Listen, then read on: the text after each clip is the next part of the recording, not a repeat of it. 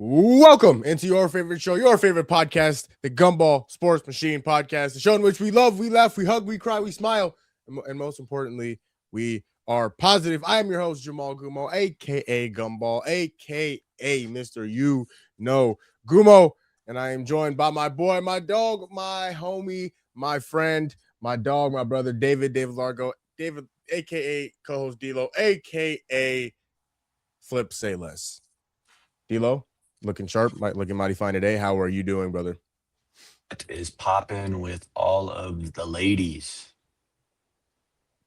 No, listen. Hey, listen. If you're gonna strike while the iron's hot. You know what I mean? Strike while the iron's hot. Listen, shoot your shot, D'Lo. You know, I saw Still something coming, today. still coming Huh? from the whack episode. I'm still in that mindset. You know, I love it. I love it. If you're not seen the Whack episode number 3, it's out now. The Whack Show, WHACKSHOW on YouTube. Go check it out now. It was absolutely hilarious. We had a very special guest, and that was amazing. So Whack Show is out now. Go check it out if you have not done so already. You know, Deal, I saw something today. If you say you go for a 10 or 10 out of 10, right? 10 out of 10 Mhm. bad, right? Walking down the street. Listen, you know, a lot of people they're afraid of embarrassment. Um, you ever been embarrassed for airballing a half court shot? Yeah, no, you No, got to you shoot your airball. shot. Yeah, You nobody, airball nobody. it. It was the end of the quarter anyway. You was getting points, and if you make it, you become a legend. It's bonus. Yeah, You know what I'm saying, but everybody's expecting you to miss. So if you do miss, water under the bridge. yeah, exactly. Yeah, Yeah, yeah. like you know what? That's a great metaphor, D'Lo. You know what they? It's like that picture of Steph shooting from the moon. He's shooting to the Well, he earth. he he probably makes it though. Yeah, well, he probably makes it, but how Yeah, many times out of 10 is he making it? 9. All right, well, and that's how many times we miss, but there's that 1 out of 10 chance. Yeah. Well, Yeah. all right. Now that my confidence has dropped all the way down to 0 again, um, D'Lo, let's talk about another guy who has shot his shot. And well, you know, beginning of his career didn't really fall a lot, but now it's starting to fall, especially wherever he tends to go, which now in this case is Philadelphia. LeBron James has chosen the Philadelphia 76ers as his next and final destination in the NBA. Of course, LeBron going into year 24, D'Lo. 24 of his illustrious NBA career. One of the two greatest players of all time, whether you have him one or number two behind Michael Jordan. I will not argue. Maybe I will, but I won't be mad at you if you have him number one. LeBron's greatness is absolutely undeniable. And now he will be taking that greatness to the Philadelphia 76ers. D'Lo, just 30,000 feet, broad takeaways from LeBron going to Philly and joining the 76ers. This is the best starting five in the league, and it's not particularly close um, at all.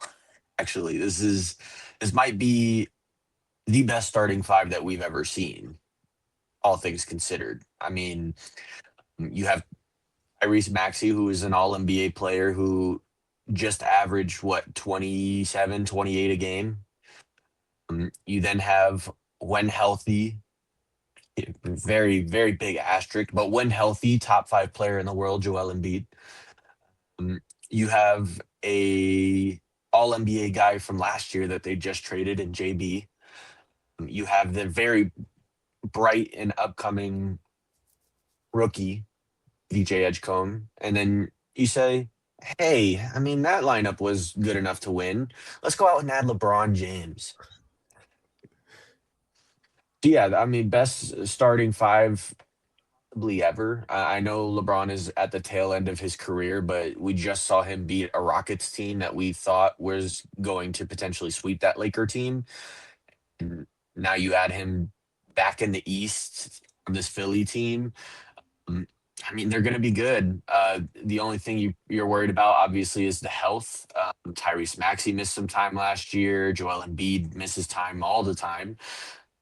And obviously LeBron is getting older. So I think that's the only thing that will plague this team, along with maybe just bench depth.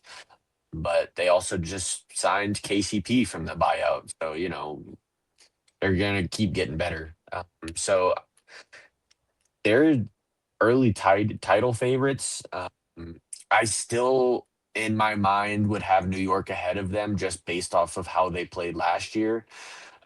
D- Dude, they were so good. Yeah. So until I see this roster fully click, I'm not willing to call them my title favorite, but I wouldn't argue with you if you did. This was a place I wanted LeBron to go. I didn't think he was. I thought the chances of him going to Philly were very, very, very, very slim. But this is the place I wanted to see him go. And I was excited to see him go to Philly. Now, again, I understand. Listen, shout out to Michael, shout out to my brother. Yesterday was the day that he signed with the Sixers. He loves LeBron, but he's from New York, so he hates Philly. So, this doesn't even count, right? And he told me all the stats he could win a ring, and this year doesn't count to him.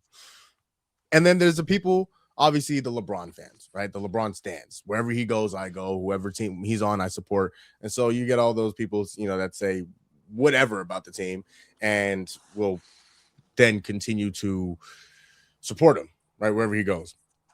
So there's been very mixed emotions about him going to Philly. I wanted to see him go to Philly for a lot of the reasons why you just mentioned, D'Lo. He's going to a team where this is one of the best, if not the best, starting fives on paper going into the NBA season next year. When you talk about having LeBron and then trading for Jaylen Brown, who's coming off the best year of his career, an all NBA second team player, could have been all NBA first team player. You talk about Tyrese Maxey, who then averaged 26, 27 points in his career. And then you talk about VJ Edgecombe, a rookie going into his second year, and the experience he got last year playing in the playoffs. He's only going to get better. And you have Joel Embiid, who hopefully can stay healthy, was once an MVP in this league and one of the most talented big men that we've ever seen play the game of basketball. And then you put LeBron into this situation. Now, I understand LeBron is going to be 41 or 42 or however he's in his 40s now. So that also, of course, is in the back of your mind. So how much longer is he going to play? Is this going to be his last year? He's going to play one more year after this. But on paper, this is one of the best teams in the NBA going into next season. And people are talking about the usage rate. Oh, there's only one basketball house. This is LeBron James's dream scenario. Dream scenario. Because now, yes, he could go score whenever he wants to, but he has 4 other guys that he can set up at any point in time for them to go score. And it's all the scoring and all the offense is not solely based and reliant upon him. This is his dream scenario. At this point of his career, this is his dream scenario to have 4 other guys that could go, hey, you know what? Go get the ball and go work. Go get the ball and make something happen. I'm tired. I'm old. Go get the ball and make something happen. And he has 4 guys who could do that now. This is his dream scenario. And you talk about usage rate. He's not going to need the ball all that much. He's not. D'Lo, he's going to play 28, 29, 30 minutes a game next year in the regular season. He's not going to need the ball that much. And even then, at the beginning of the game and at the end of the game and at halftime, going into the third quarter, how often are all 5 of these guys going to be on the court at the same time, D'Lo? Not very often throughout the game. Not very often. Again, they're going to start with each other, and then they're going to come out of the third quarter with each other, and then they're going to end the game with each other. Other than that, it'll be 2 of them in at one time. It'll be 3 of them in at one time. It might be 4 of them in at one time. And then you bring in the KCPs of the world. And you bring in whoever else they brought in so far. But like, you don't need all 5 of them to be in the game at the same time. I think this is going to be a very, very fun team to watch, D'Lo. You mentioned the health. That's my biggest concern, like your about this team. If they stay healthy, they could be a massive problem. But they got to stay healthy, D'Lo, and that's the thing that worries me the most. Yeah, and I think the other thing is that with this roster, we talk about obviously the health of Joel Embiid, and they lost Andre Drummond over the Yes. offseason. So they are not operating with a backup big right now. And so if Joel Embiid goes down, um, again, offseason isn't over. They can pick up a backup big, but I worry about the team if he were to not play and how efficient they can be, because then obviously everyone else has to step up. And obviously, again, I mentioned Tyrese Maxey had that hand injury that plagued him throughout this year. He missed quite a bit of time. Yep. Jaylen Brown has been relatively healthy his entire career, so that's someone you realistically don't have to worry about. But again, LeBron is getting older, and he's had his fair share of injuries while he was on the Lakers, and so there's just a lot of things that go into this. Obviously, they signed Anthony Simons Yep. at the beginning of free agency. I think that is a good bench piece for them, but they lost a lot of depth along with that. Obviously, you talk about Quentin Grimes, who went to the Lakers, Kelly Oubre went to the Pacers. There's just a lot of pieces of that bench unit that are just no longer there. And so I think injuries, along with, I wouldn't say a lack of depth, because obviously they have some pieces that are over there, but I think the main thing is a lack of a backup big right now that are the main concerns to Philly. And I think that's where they should be at, is in particular the backup big. I know that people have mentioned Nick Richards as a potential big to go in Yeah. there. Mm, and that there's just really not a whole lot out there. And so from that perspective, it's either, from my view and my knowledge of who's a free agent, it's either Nick Richards or bust at this point if you're looking for a backup center. So That's you fair. go out and you spend as much money as you can or that you have on him and hope that he comes over. But I think that they'll be fine. And I think that was one of the biggest things that drew LeBron to Philly in particular. Is it was reported that Joel Embiid, he came out and was talking with LeBron and said, this is the healthiest offseason that I've had. I've had no surgery this entire summer, as in past years I've had multiple, and this is the best that I've felt going into a season in a long time. And I think that is a big decision from LeBron. I think that's a big reason why, on top of, everyone saw Rich Paul's whiteboard, Maxi had the star. I think that was one of probably the biggest reason of Philly is Tyrese Maxey. But yeah, I think that they'll be fine. I'm worried, just with any team that gets a really, not overhaul, but overhaul in this case, Mhm. how they mesh together, because obviously the chemistry isn't there yet. So you got to worry about that. But overall, I mean, you can't blame the fit. And for the people, again, like you mentioned, the usage rate part, LeBron is one of, if not the best passer that we've ever seen. Yes. And Absolutely. he just happens to be the all-time leading scorer. So I'm not worried about his fit. I'm more worried still about Jaylen Brown's fit. And again, he wanted to go to a team where he would be the guy. And now you're playing next to Embiid and LeBron, who will inevitably be bigger than you on this team. And I wonder if that will mess anything up. Um, so I think those are kind of the things that I look for when the season starts.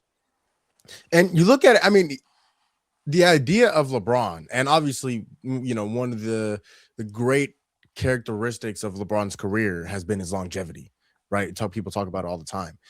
LeBron theoretically could help Joel Embiid stay healthy. Mhm. Obviously, the year that he won the championship with the Lakers, Anthony Davis was healthy a lot of that year. Now, that was the year of COVID and going into the bubble, and so they had all that time off. Even before the the bubble, Anthony Davis was relatively healthy. And I'd like to think LeBron had a part in that, just telling him, hey, this is how you take care of your body. This is what you need to be eating. This is what you need to be doing. This is how you need to be stretching, things like that. I think if LeBron can get 1 or 2 years out like that out of Joel Embiid and just healthy and in the game and on the court and consistently, that could be very scary for not only the present Philadelphia 76ers, but the 76ers going forward without LeBron after this 1, maybe 2 years that they have him for. That's one of the biggest keys to me. And again, the Jaylen Brown piece you bring up, D'Lo, is a very, very intriguing thought because he did look for the report said that he is looking to be the number one. And he did want to lead a basketball team. And funny enough, I was at a mod's house the other day actually, and he had a Kyrie documentary on. And it wasn't a Kyrie documentary, but it was like documentary about Kyrie. And it was kind of him going through his career, and one of the things that came up was his time in Cleveland and him saying, yeah, I want to go run my own team. I want to go be the franchise. I want to go be the guy that they build everything around. I'm not saying Jaylen Brown can't be that guy, but the opportunity I don't think is there just yet for him, especially after going to a team that just got LeBron. And obviously they had Joel Embiid, and they drafted VJ Edgecombe with the 3rd overall pick last year. And Tyrese Maxey was probably the face of that franchise just overall, because he's been the healthiest. He may not be the best player, but he's consistently on the court and plays very, very well. So that's a great point, D'Lo. Jaylen Brown and his fit onto this team, I don't think I think he'll fit fine. I think he'll fit fine. I don't think it'll be that big of a deal. But the idea of him going to this team for the reasons that have been reported, that he wants to be the guy, he wants to be the franchise that is built around, that's not going to be the case here in Philly. It's just not. And he's not going to be the face of the franchise. He's not going to be the first person you think of when you think of the Philadelphia 76ers. And reportedly, that's what he was looking for. I think that, again, Jaylen Brown is going to be fantastic. I have no doubt in my mind he's going to be great.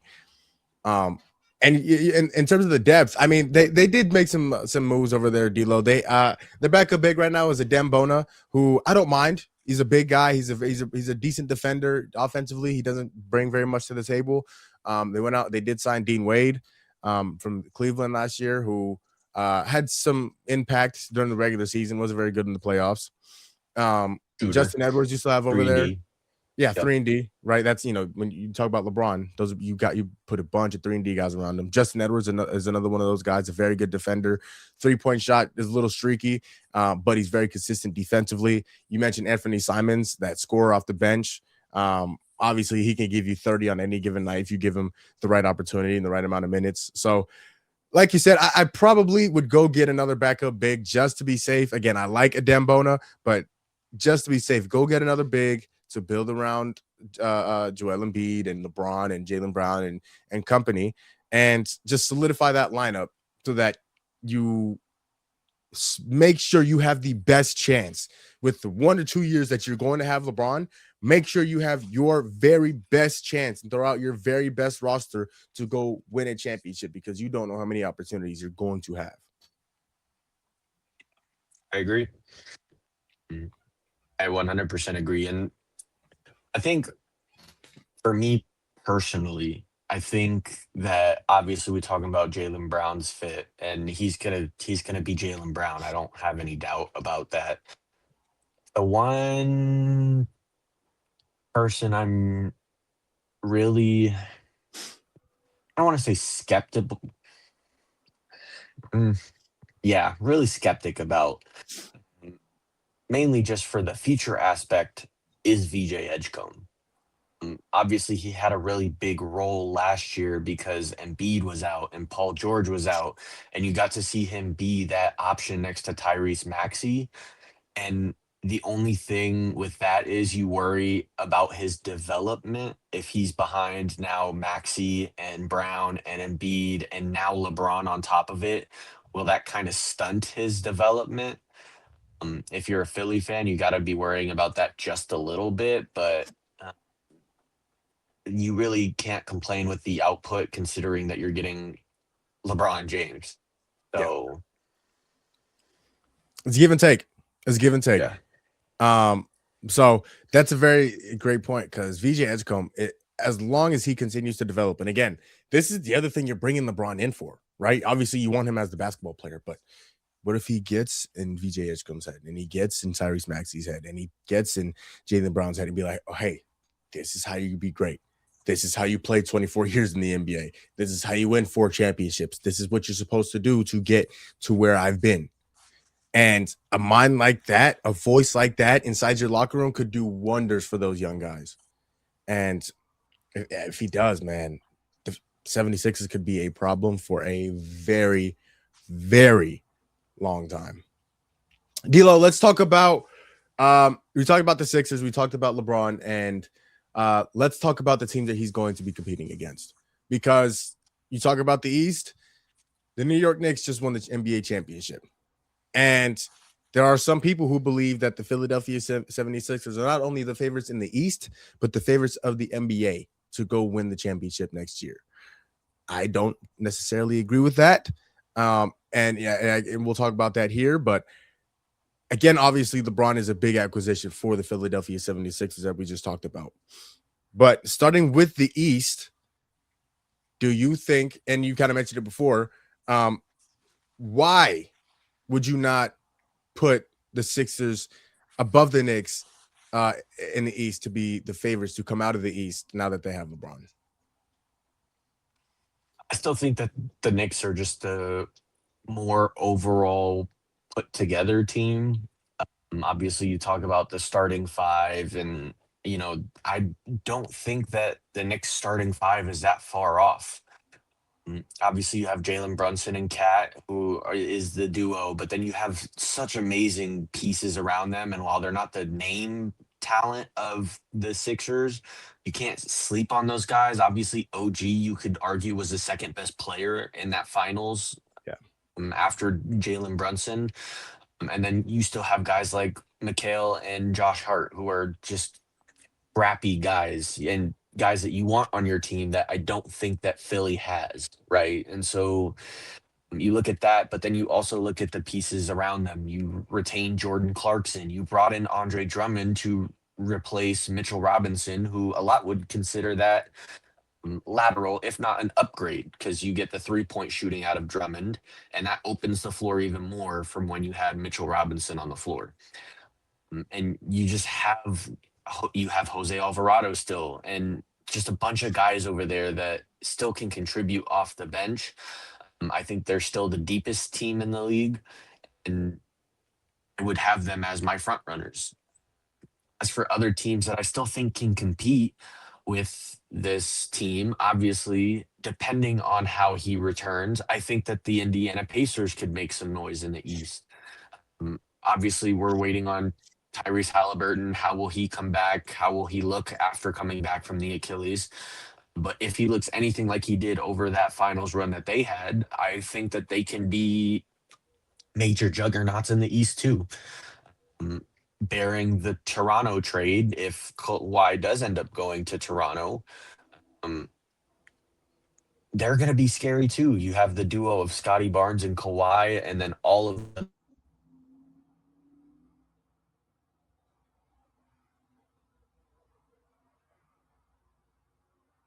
Oh, the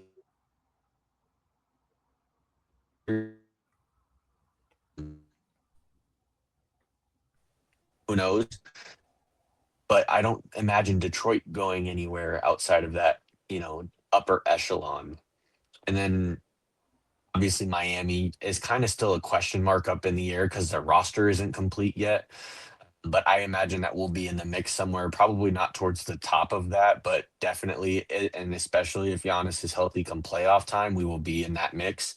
But there's just so many teams in the East that can just compete that it's hard to outright declare them by far and away the best.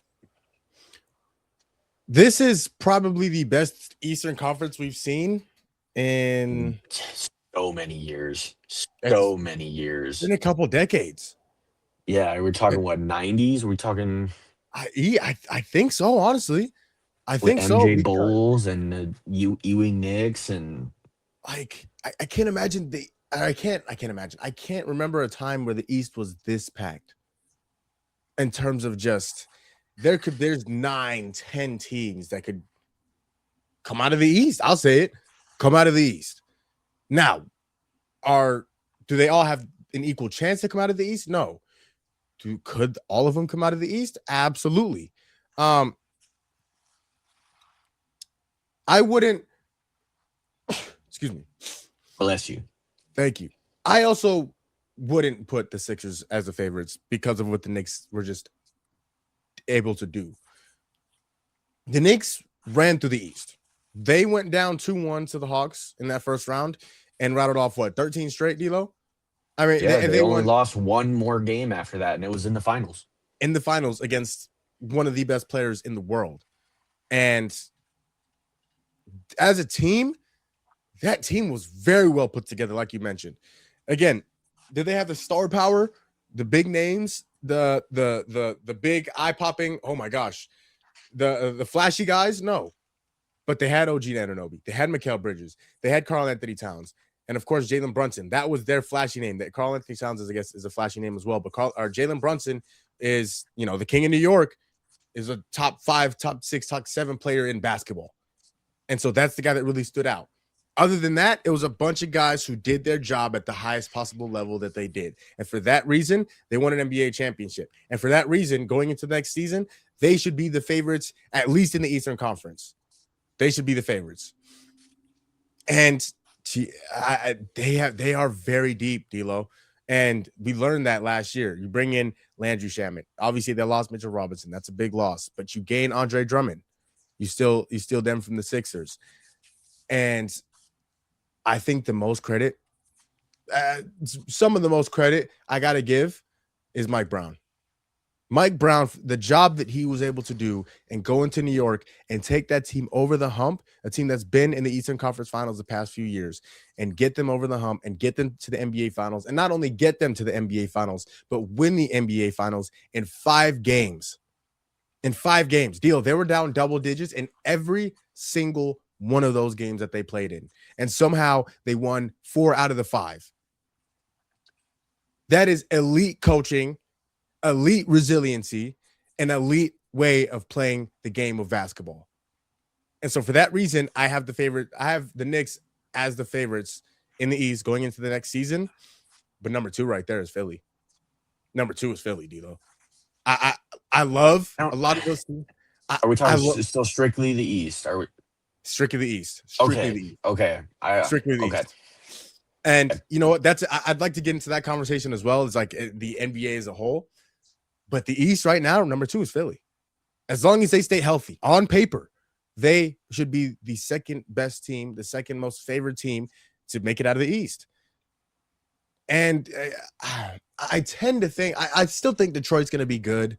I still think, you mentioned Indiana. I think Indiana is going to be really good. I just saw a video of Tyrese Halliburton doing a between the legs dunk.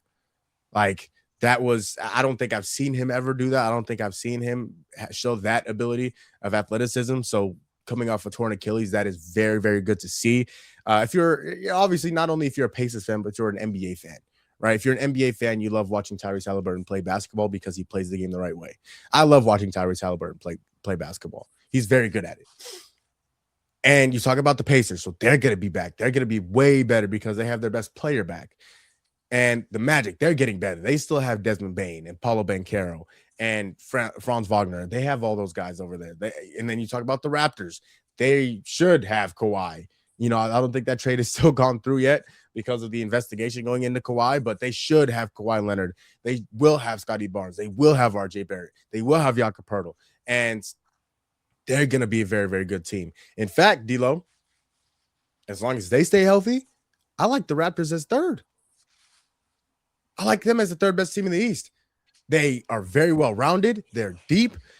They can play offense. They can score the ball. They can defend the ball at a very high level. They have 3 very good defenders at the top of that list with Kawhi Leonard, Scotty Barnes, and I think RJ Barrett's defensive ability is very underrated. I think he's a very good defender. And so you throw those 3 out there. I love Jakob Poeltl. Emmanuel Quickly, obviously, he's not the defender that those guys are, but he could put the ball in the bucket, D'Lo, and he can help other guys do the same. Healthy. Gotta stay healthy. Gotta stay healthy. I think that's the third best team in the East as long as they stay healthy. And I guess you could say that for every team, but so right now the Knicks, D'Lo, I would say are the best team in the East, and then I put Philly. But where would you put Philly right now in the East? Where would you, in terms of favored, if you were giving chance percentages to come out of the East, who would have the second highest percentage to come out of the East? Or where would you put Philly? I would probably put them second, at least for now. I actually like Toronto more than most. And so if the Kawhi deal happens to fall through and he doesn't end up getting traded to Toronto, then obviously they drop heavily. But if Yes. he goes there, just to imagine we're talking about the defense of Giannis and Bam, but the defense of Scotty and Kawhi is just as good. Is Yes. just as good. Um, and they that duo is elite. Kawhi is coming off his best season, regular season of his career. That duo is scary. So I might even have the Raptors above them. Again, they don't have the name value that Philly does. Obviously, you talk Joel Embiid and Jalen Brown and Maxey and now LeBron, and they don't have the name value. But I think the surrounding cast is infinitely better in Toronto and New York. And we all know, especially in this day and age, you have to have the surrounding cast if you want to compete. And I think that right now is the main thing that's holding Philly back. And can the Stars overcome it? Maybe, maybe not. Only time will tell. But again, that's why I like them more.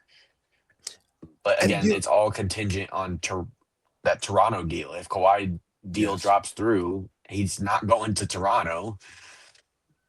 they're not going to be anywhere near where they should be. They No, won't be number 2 or number 3 in the East. That's for sure. yeah. And I will say, D'Lo, one of the things that excites me the most about this Philly team is, and you know, again, I reference the Suns all the time. That's my team. That's the team I've watched the most in my life. That big three between Devin Booker, Bradley Beal, and Kevin Durant, those are all individually very, very good basketball players. The problem is those three were the same basketball player. As Mhm. long as they played in their career, they were the same. They all did the same thing wherever they were, whether Bradley Beal was in Washington, obviously Devin Booker in Phoenix, or KD in Golden State or Oklahoma City or Brooklyn. They were the same basketball player. Philly, all of those guys are different basketball players. They all have different roles that they've played in the past. Joel Embiid, obviously, he's that dominant big man. He's that dominant rim protector. Obviously, he could go get 70 on Wemby.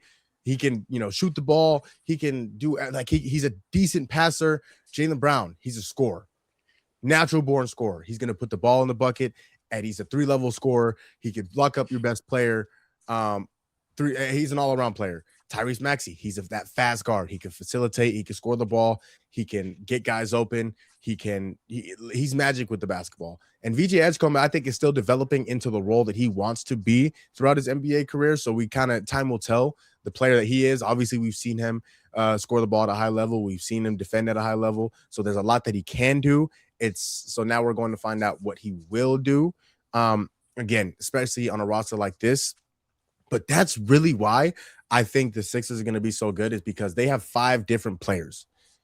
It's not just 5 guys who are all really good at doing one thing. They have 5 guys who have all been very, very good at their role, and it's different roles. All of their roles are going to fit in this puzzle that is the Philadelphia 76ers. And the corner pieces obviously are Jaylen Brown, Joel Embiid, and, Tyrese Maxey. And then now, you throw LeBron in there and you throw VJ Edgecombe in there. And that's why I think this team is going to be so good. And man, I just thinking about it, D'Lo, there's so many teams in the East. There's 9 teams in the East that I think could come out, and it's crazy. One of them will not make the playoffs. Let's think about that. Honestly, let's take a second and really think about that. There's 9 teams, right? I'll go down the line. The Celtics, the Pistons, the Cavs, the Pacers, the Sixers, the Knicks, the Raptors, the Magic, the Heat.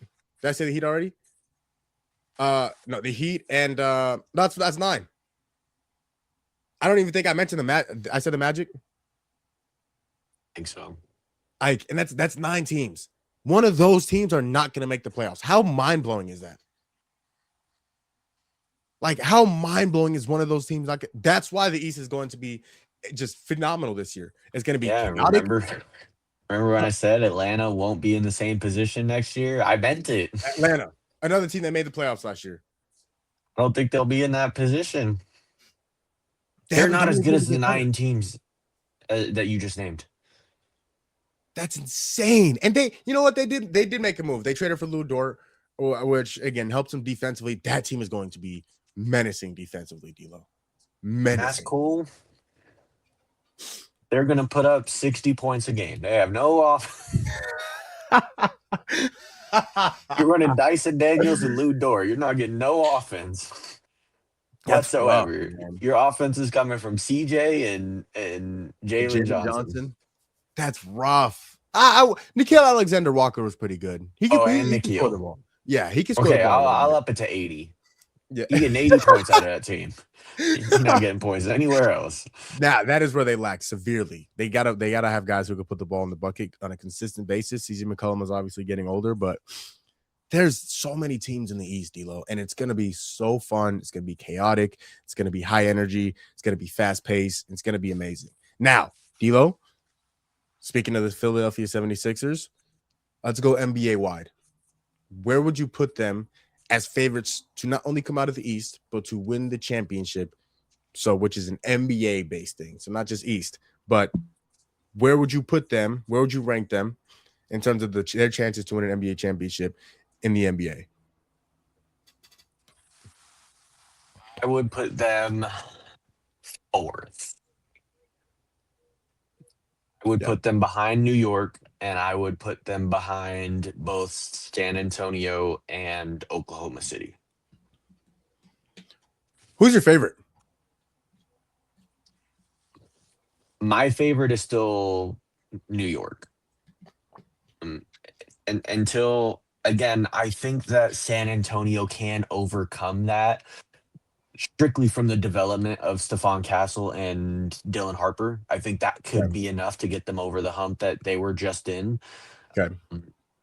But until I see otherwise, it is New York. I should say New York. Okay. You should. I should say New York. And you should. D'Lo, there's something in the back of my head. No. As much as I love Jalen Brunson and I love Mikal Bridges. And that's cool. Don't say what you're about to say. There's something in the back of my head saying that this run was a fluke for the Knicks. And you're wrong. And you're I very well could be wrong. you're wrong. But and now the Thunder haven't exactly gotten better, right? If anything, I'd probably say they've gotten worse. And again, that's not saying much. I still think they're going to be one of the two best teams in the NBA. But you lost Isaiah Joe, you lost Aaron Wiggins, you lost Cason Wallace.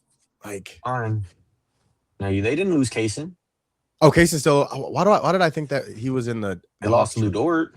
They lost Lou Dort. Yeah, I don't know why I thought he was in the trade, but you lost Lou Dort, who was probably your best on-ball defender. And I still think they're the best team in the NBA, D'Lo. They were still a J-Dub away from the finals. I think so. And I don't know. And again, I'm so happy that the Knicks won because I love Jalen Brunson and I love Mikal Bridges. Those are two of my three favorite players in the NBA. I don't know if they beat the Thunder with Jalen Williams. And because of that, tough. If I was a betting man, I would bet my favorite would be the Thunder. And again, they have with that one said, of the two best players. Health. Yeah. J-Dub's got to stay healthy. He's got to stay healthy. Oh, man. That team, SGA, is fantastic. He's one of the two best players in the world. J-Dub is such a good compliment to SGA. I think Cason Wallace is going to slide into that starting role perfectly. You still have Alex Caruso coming off the bench. You still have Hartenstein. You still have Chet, who's still getting better. If I was a betting man, okay? Is Chet still getting better? I think so. He's got to put weight on. I don't know why it's taking him so long to put weight on, but he's got to put weight on. I don't think that's his problem.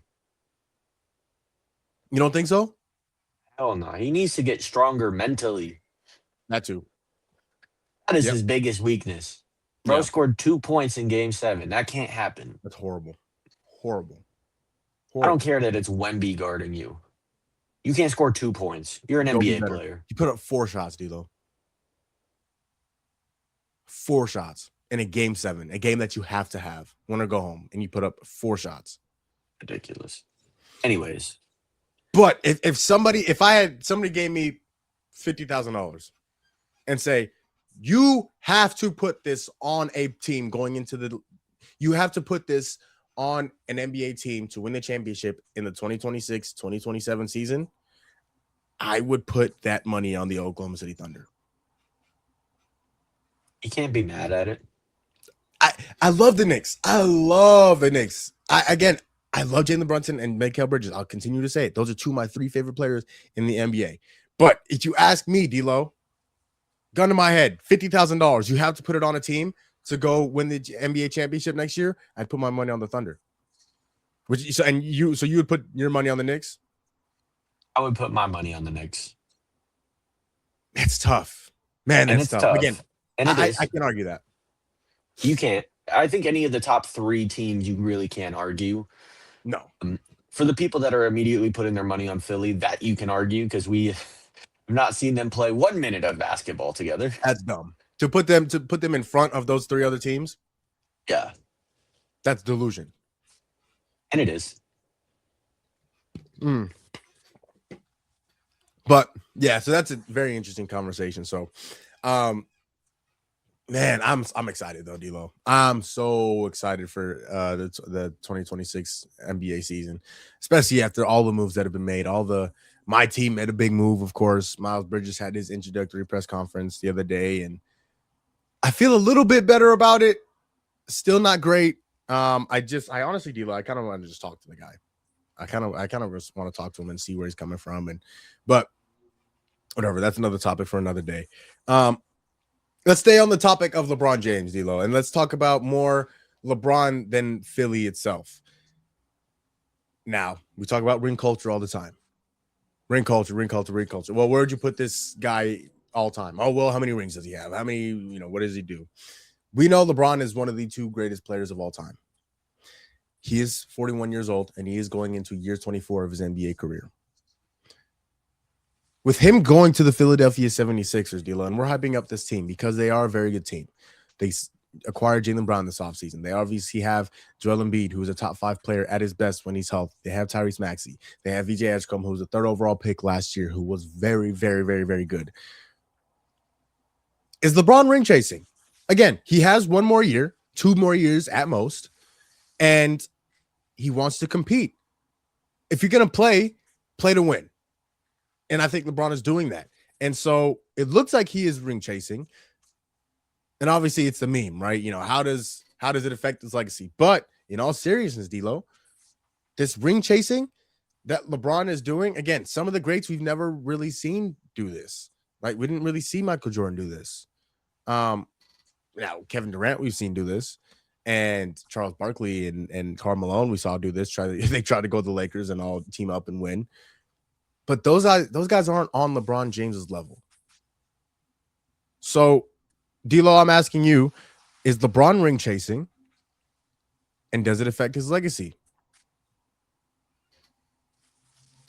I mean, yes.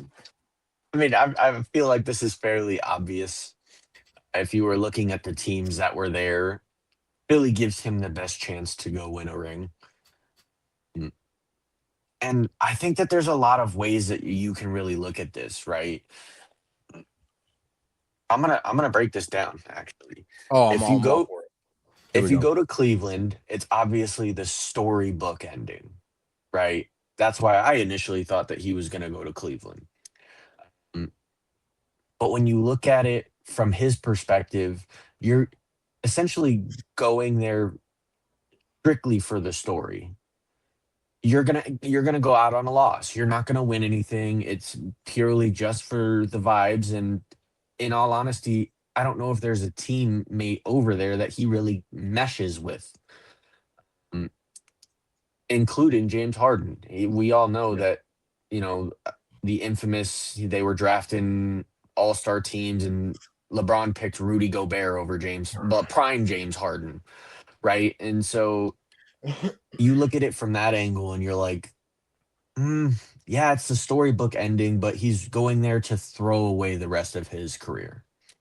And for some, that might be enough. And for others, it wouldn't be, because you're looking for the legacy move. That wasn't the legacy move. That was the storybook ending. So from that perspective, you can't really be upset that he chose Philly. If you're looking at Miami, the roster is just really incomplete. Obviously, we still lack a lot of shooting around Giannis. And while you can look at individual 3-point percentage, because everyone is bringing that up right now, when especially right after LeBron signed with Philly, and everyone's like, "Oh, Miami lacks 3-point shooting, but they have a lot of percentages that are higher." But then you have to look at volume. Those guys shot, yes, good percentage, but on lower volume. You Yeah. can't really say that they're a shooter in that sense, right? And so from that perspective, I don't know if Miami was the ultimate destination for him to go win a ring either. Obviously, you have Giannis and Bam, but is that enough, especially in the East? I don't think so. Right. And then obviously, you then tarnish the 2 rings that you won there if you go out on a loss. Then you go to Golden State. In Golden State, you're definitely not winning anything, because if you're not getting Anthony Davis, you're not competing. You, Steph, and Draymond isn't enough to compete in a stacked Western Conference. I'm sorry, it's just not. And so while the appeal of the new city would be cool, and reports came out that this was going to be a family decision, and I actually swapped my pick, and I thought that he was going to go to Golden State strictly for his daughter. Obviously, to keep them in California so she can continue going to the school that she's going to with all of her friends, and continue playing volleyball at the school that she's at. Thought that that was the choice. Mm, and it was reported that it came down to Philly and Golden State, and obviously he ended up choosing Philly. Mm, So when you look at it, I think it's the best for his legacy either way, if he's ring chasing or not. You go to the Philadelphia 76ers, the city of brotherly love. You start a new chapter, and you hope that it's enough. And I don't think that this hurts his legacy when if they win a ring or not. I really don't. Because if you're looking at it before, would you have had Philly prior to LeBron as a team that could go out and win it all? Yes, Yes. you Yeah. could. That was contingent upon health. If Embiid is not there, they do not win. And so if you add LeBron to that, I think that still applies. If Embiid is not healthy, they do not win. Point blank, period. So I don't think it hurts his legacy in any way. If they win, obviously he gets a ring. Most people probably won't count it because, it's LeBron, he's chasing the ring, whatever. If they don't win a ring, you look at it and you say, well, he went to Philly to go play with Tyrese Maxey, who he's really close with. And that's it. So I don't think that this affects his legacy in any way. If anything, I think it helps it, and all things considered, because I think he's in a win-win scenario. I tend to agree with most of that because D'Lo, if you ask me, LeBron, his legacy status for me can't change. Right? I don't think he's gonna go up. He's not gonna go down to me. Like, I think Michael Jordan is the greatest basketball player to ever live. That's not gonna change because LeBron wins a ring this year or if he doesn't win a ring this year. But to answer the question, he is absolutely ring chasing. That's what a majority of athletes do. They want to win.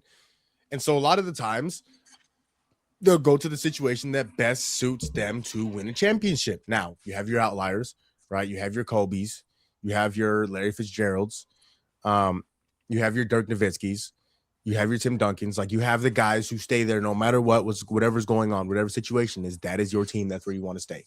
Fair. And then you have your team, then you have your guys who go to different situations that give them the best chance to win a championship. Also, fair. I'm not gonna knock it. But he is ring chasing. And I think at this point in LeBron's career, I respect it. I respect it. And the reason why I do is because if you're playing play for a reason. Don't just play to play, right? If you're going to play a 24th year in the NBA and you have all these accolades and you have all these achievements and you have all these awards, what are you playing for? What are you playing for? Play for something. Make sure that you play for something. And LeBron has decided that he wants to win another ring. And he wants to go after another ring and give himself the best chance at winning another ring. And that's what he's doing. And again, I don't know how much the needle will move at this point in LeBron's career in terms of where he lies. And again, in terms of one, number two, or whatever the case may be. But for the people who do not have LeBron as their GOAT, I don't think it changes if they win a ring, if he wins a ring. And for the people that have LeBron as their GOAT, it's obviously not going to change whether or not he wins a ring. And I think he's playing for the love of the game and he's playing to compete. And if you're going to play basketball, those are the two reasons to play basketball. And I heard I saw Kevin Durant say, I don't know, maybe it was a day yesterday, but he was like, first of all, people are hating on LeBron. They've never met him. They're hating on a man they've never met, saying, "Oh, you ruined these people's lives for going to Philly."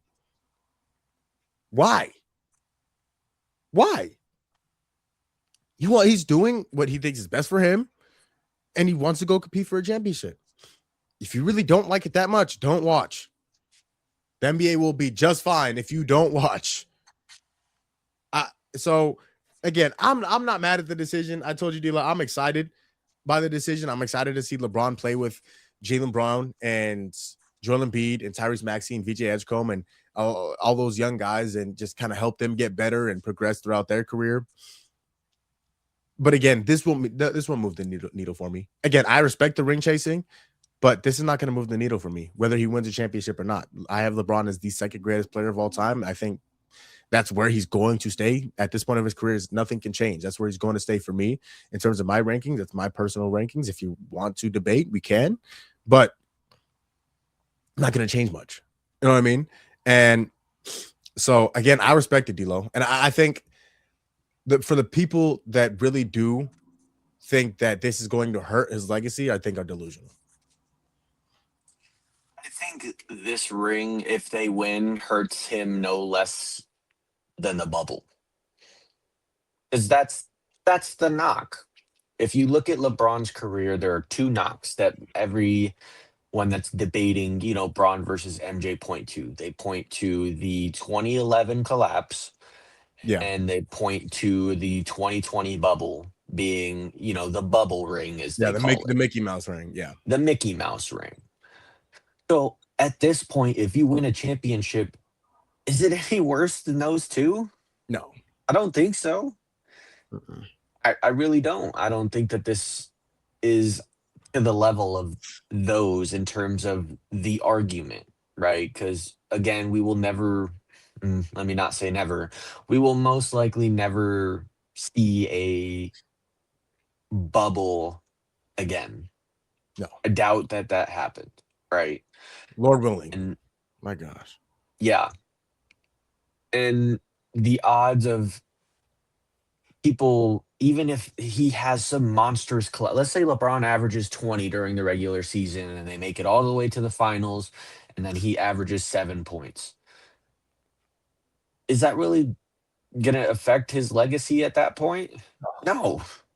He's a fourth option on this team. Yes. Like it or not, he's the fourth option on this team. And if he goes out and he averages 7 points with 10 assists and 8 rebounds, and you say, this is the biggest collapse that we've ever seen, shut up, dude. Yapping. You know what I mean? Yapping. You're just yapping to yap. Yeah. So I don't think that this can ultimately move him one way or the other. I personally have LeBron as my GOAT. Will him winning a championship affect my ranking? No, because in my belief, he is already the greatest player of all time. In your belief, Michael Jordan is the greatest player of all time. Him winning anything in Philly will not affect either of our rankings. Because at this point, he's ring chasing. This one ring, again, if this was the middle of his career and he's in his prime and he does this, absolutely affects the argument. Because he's the best player on that team. He's the best player on Yeah. that team. This is the year 24 LeBron. I don't Not even care. close. Not even close. He could go out and join New York for all I care. It would not move the needle. He could go join San Antonio or Oklahoma. It would not move the needle for me. No. He wants to get back to the pinnacle. He wants to get back to winning a ring. I don't blame him. That's the ultimate goal for anybody that's playing in the NBA. You want to win a championship. As it should be. And if this is the final year of his career, or if it's next year, because obviously he signed a 2-year deal, if this is it, why not? Who cares? Go big or go home. Go big or go home. This He's is the made pinnacle. so much money. Like You're not in it for the money. Exactly. He wants to compete, man. He wants to play. And of the teams that were there, Philly gives him the best chance to compete. Yes. 100% agree. 100% agree. So it gives him the best chance to compete. Now, obviously, if you're talking basketball fit, I still think Miami would have been the best fit basketball wise. But if you're just strictly talking roster on paper, what's the best chance for me to go win a ring? It's Philly. 100%. 100%. So, and D'Lo, he won't admit it. But again, we've been very close friends for a long time, you and I. Very long time. We've had plenty of debates. We've competed in everything. Okay. LeBron won't admit it. And here, come in close. Okay. Come in close. I want this to be a secret. LeBron wants more rings than Steph. They're boys. And he won't admit it. And that's not blasphemous to say. It's not blasphemous. He wants this, I think, more than Steph. I think we're talking more than Draymond. He wants the bragging rights there. Yeah. Yeah. You know what? That's a great point. That's a better point. He definitely wants more rings than Draymond. Than Draymond Green. Get out of here. Like all those battles that they had, I'm sure he wants to one up them. He wants to go out with a bang and say, you know what, Steph? I got 5. You got 5? I don't think so. You know what I'm saying? Like it's one of those things. Again, they're boys, and so boys compete. And the fact is that that doesn't matter either, because with LeBron having one more ring than Steph isn't going to move the needle for people that want to consider Steph in that conversation. At that point, it's just bragging rights. And that's the crazy part, is that I've heard the Steph, top 3 debates a lot recently. Have you been hearing those? I've that not. Steph is the third best player of all time, and he's pushing. And he's pushing for Jordan and LeBron. Have you heard that? Really? Oh yeah, because I have a lot recently. Really? Steph top 3? Yes. Top 10, I'll give you. No, he's not top 3. Heard it a lot. Where would you have Steph ranked of all time? I would probably put him top 10. He's top 10, right? He's all like 9, 10. Yeah, he's hovering around 9 or 10. Is he the greatest point guard to ever live? I think so. You think he's better than Magic? From a basketball perspective, yes. Would you put Magic in the top 10? Yeah. I have Magic around 4 or 5. And again, being ranked higher doesn't mean that I think you're a better basketball player. Oh. That's a very interesting take. I think Steph is a better player than Magic Johnson. But I don't think that he has I think Magic is the greater NBA point guard. Okay. And there is a distinct difference. There is. I love it. And that's a great point. That's a great take. I love that take. Because now, if we're going based on that, the best basketball player of all time is LeBron. Is LeBron James. It's not even close. It's not debatable. The best basketball player of all time is LeBron James. And it's not even close. Again, and there's different categories, right? There's different categories for these. Like the greatest basketball player of all time. The greatest of all time, in my opinion, is Michael Jordan. The best basketball player of all time is LeBron James. And I tell you, and I've said this multiple times before, many, many times before, the most skilled basketball player of all time is Kevin Durant. And number 2 is Kyrie Irving. I'm not gonna lie, I was just getting a FaceTime call. I didn't hear a word that you just Oh, said. all right. That's okay. It's okay. You know what? It's absolutely all right. It's something about best basketball players, Kyrie Irving. Yes. I'm cool So, with it. oh yeah, there's different categories, right? Obviously, you have the greatest. The greatest. That's the king. That's the pinnacle. That is the mountaintop. The greatest Yep. basketball player of all time, in my opinion, is Michael Jordan. Yep. The best basketball player of all time is LeBron James. Yep. The most skilled basketball player of all time. Again, these are all my opinions, and we can debate. And obviously, I'm more necessarily talking to the audience and the people watching. We could debate on it whatever you want. But the most skilled basketball player of all time is Kevin Durant, and number 2 is Kyrie Irving. So there's different categories you could put different types of basketball players. But in terms of all-time rankings, I love that take, D-Lo. There is a very, very, very, very big difference between greatest and best. Or greater and LeBron best. is the best player that anybody has ever seen. It's not really close. It's not close yet. No. I think the trajectory that Wemby is on. D-Lo, we could talk about it once he hits that point. Yes. But the greatest is where people will debate. I think that LeBron James is the greatest player. Look, Jamal thinks that Michael Jordan's the greatest player. We can disagree in that sense, right? Mm-hmm. We both agree that the best player to ever touch a basketball floor is by far and away LeBron James. Yes. And it doesn't matter which version of LeBron you want to talk about. You want to take 2012 Bron with the Heat. You want to take 2018 Bron with the Cavs. Bad boy. I don't care. You want to take 2016 Bron with the 3-1. It does not matter. Any of those 3 Brons are the best player that we've ever seen. Yes. With my own 2 eyes. Unfortunately, I wasn't around to watch Michael Jordan. But with my own 2 eyes, the best basketball player I've ever watched is LeBron James. And it, like you said, D-Lo, it's not relatively close. Number 2 is Kevin Durant. Again, I love Kobe, but number 2 is Kevin Durant to me, and then it's Kobe. But again, and these are debates that we're going to have. It's kind of list season right now, D-Lo. It's list broadcasting season, as my boy Wolf likes to call it. So, a lot of rankings conversation, a lot of list conversations before not the a season. Whole lot of news, not a whole lot of games. Yeah, exactly.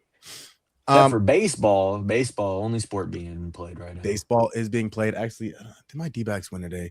They were not playing very well. No, they probably. No, they probably didn't. I don't even have to look up the game to know that they probably did not win. Although they've been hot, D-Lo. They've been hot recently, and they did lose. They probably. I was gonna say they probably did not. Baseball season. I'm so happy. Love baseball. D-Lo, let's have one more LeBron conversation, except let's go around the teams that did not end up getting LeBron. So obviously we know LeBron ended up in Philadelphia, D-Lo. So we talked about what Philadelphia could look like with LeBron. We talked about how LeBron could affect Philadelphia, their chances of winning the championship. Now that we know Philadelphia were the LeBron James winner sweep, the winner of the LeBron James sweepstakes, let's talk about the other teams. Let's talk about the Miamis, your team. Let's talk about the Golden State Warriors and the Cleveland Cavaliers. And even I'll throw the Minnesota Timberwolves in there. And let's talk about the teams that were actively pursuing LeBron James and weren't able to get them. Because these teams kind of relied their entire offseason, aside from the Heat, because they did obviously acquire Giannis, but they relied their entire offseason around acquiring LeBron James. And now that they're not getting him, what's the next step? And D-Lo, we can start anywhere. You know what? Actually, no, I lied. Let's start with your team. Let's start with the Heat, because the Heat were very, very, very high on the list in terms of favorite teams to acquire LeBron James. They were unable to do that. Obviously, they acquired Giannis, which was probably the biggest deal of the summer. And now you're looking to build around Giannis, and bam. Now that you're not getting LeBron, what's the next step for your Miami Heat? Yeah, and there's really 2 alternate routes here. The reports are coming out that the Heat are now pivoting to DeMar DeRozan. And as a Heat fan, I hate it. I don't want DeMar DeRozan on my basketball team. I can live without DeMar DeRozan in a Heat uniform. Um, the main reason is that we need shooting. We need to shoot the basketball around Giannis Antetokounmpo, a top 5 player in the world. He needs people that will shoot the three ball consistently. What does DeMar DeRozan do? He shoots a really good mid-range jump shot. The last I, thing that Miami Heat needs is another guy who can shoot the mid range and can't shoot the three. I will say it again. I do not want DeMar DeRozan on this basketball team. No That was disrespect to good. DeMar. I do not want him on this basketball team. So where does that leave them? There are a few names that are floating around. Klay Thompson is in a buyout market right now. If he gets bought out by the Dallas Mavericks, Miami will be a suitor for him. I would love Klay Thompson on his basketball team. You want shooting, there is no better person right now to go out than get than Klay Thompson. Yeah, He whatever. is the he is, I don't care where you want to have him, a top 4 shooter ever. Two, You in my opinion. and you can debate, Steph, Clay, Reggie, Dame, whoever you want to put there. He is a top 4 shooter ever. He would be a phenomenal fit next to Giannis. I know that he has really, really struggled in recent years. I wouldn't mind having Bradley Beal on this team. You take the ball out of his hands, you make him a spot up shooter. I think that he can go back to averaging 15 a game. I genuinely think that he could, especially with the gravity of Giannis. That is the stipulation. The gravity of Giannis will open up the game of everybody else. I think those two should be the highest priority if you're Miami. It's as simple as that. You have the defense already. You have Giannis, you have Bam, you have Davion, you have Andrew Wiggins. You don't need more defense. Surround him with shooters, go out and get the best shooters that are still available or could become available in Klay Thompson's case. And you go out and you try and get them as much as you can. And that's the goal. Dilo, I'm going to throw a name out there eventually, but I do kind of want to react to what you said because a lot of what you said is very much correct. When you look at Giannis and the team that won the championship when he was in Milwaukee, you had Drew Holiday, you had Chris Middleton. Okay. In Miami, you have Bam Adebayo. Davion Mitchell, I guess, he's not exactly Drew Holiday, but he's Drew Holiday-esque. He's not the Yeah. offensive player that Drew is, but he repeats similarly what he does defensively. 100%. And so you have two other guys who could go get you a bucket and also play very good defense on the other end. You have Bam Adebayo who can do that. Davion Mitchell, again, like you mentioned, is not exactly Drew Holiday. I think he's Drew Holiday-esque. So he has the potential to be Drew Holiday, but he's not Drew Holiday, if that makes sense. Mm-hmm. And then you put a bunch of shooters around him. You put guys like Pat Connaughton around him. You put guys like Bobby Portis, and you put guys like Brook Lopez, and you put guys like Gary Trent Jr. You put guys like that around Giannis to build around him to go compete. That's what the Miami Heat need to do. And I like the Bradley Beal idea. And I would actually, again, all jokes aside, again, I made a bunch of jokes about Bradley Beal because he was on my team and he was not very good. And Bradley Beal's a great guy, and he's a very good basketball player. I would like to see Bradley Beal have success. Give him a chance. Give him a chance. We saw him average 30. Now, that was before the injuries. That was before all this chaos. But we've seen him score the basketball. I think he can still do it. He just needs the opportunity, and he needs to stay healthy.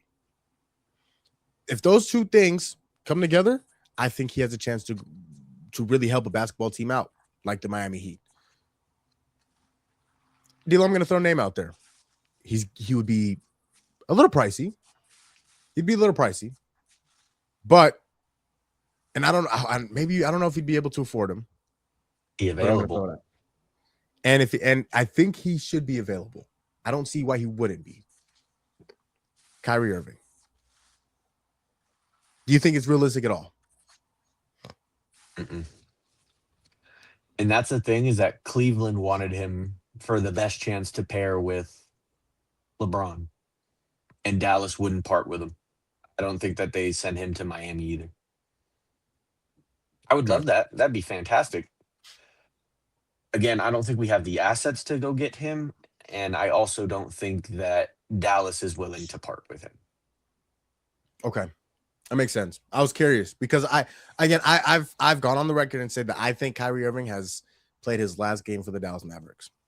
And maybe that's not the case because apparently they want to hang on to him. I don't know why. They're not going to compete. Like this is I'd imagine that they want to build around Cooper Flag and get other young guys who can build with Cooper Flag and develop timeline. alongside Cooper Flag. So I don't know. Maybe they have other things in mind. That's why they get paid the big bucks, and I don't. Okay, D'Lo, I'm going to bring up another team that was going after LeBron and didn't get him. The Golden State Warriors. That's a team that you brought back Porzingis. Draymond Green is technically still a free agent. He's going to sign back with the Warriors. I'd be shocked if he didn't sign back with the Warriors. He's going to Philly. Yeah, he's going to Philly. Listen, he's going to Philly. Yeah. There's a trade. There's a 3-team trade currently being drawn up. Draymond Green and Bronny James are both going to Philly. I don't know how. I don't know when, but it's going. They're going to Philly. No. And VJ Edgecombe is going to Golden State. VJ Edgecombe is going to Golden State to pair with Steph Curry, and they're trading him for Draymond Green and a first round pick and a first round pick just to sweeten up the deal. Make sure they get Draymond Green. Solidify that. But this is a team that is kind of stuck in a dark hole right now. They are not a very deep basketball team. They lost Jimmy Butler. I'm sure he won't play this year after tearing his ACL. They have some young guys. I'm not the biggest fan of Pods. I know you're not. Brandon Podziemski, Quentin Post, I think is a very good player. I think he could play in this league.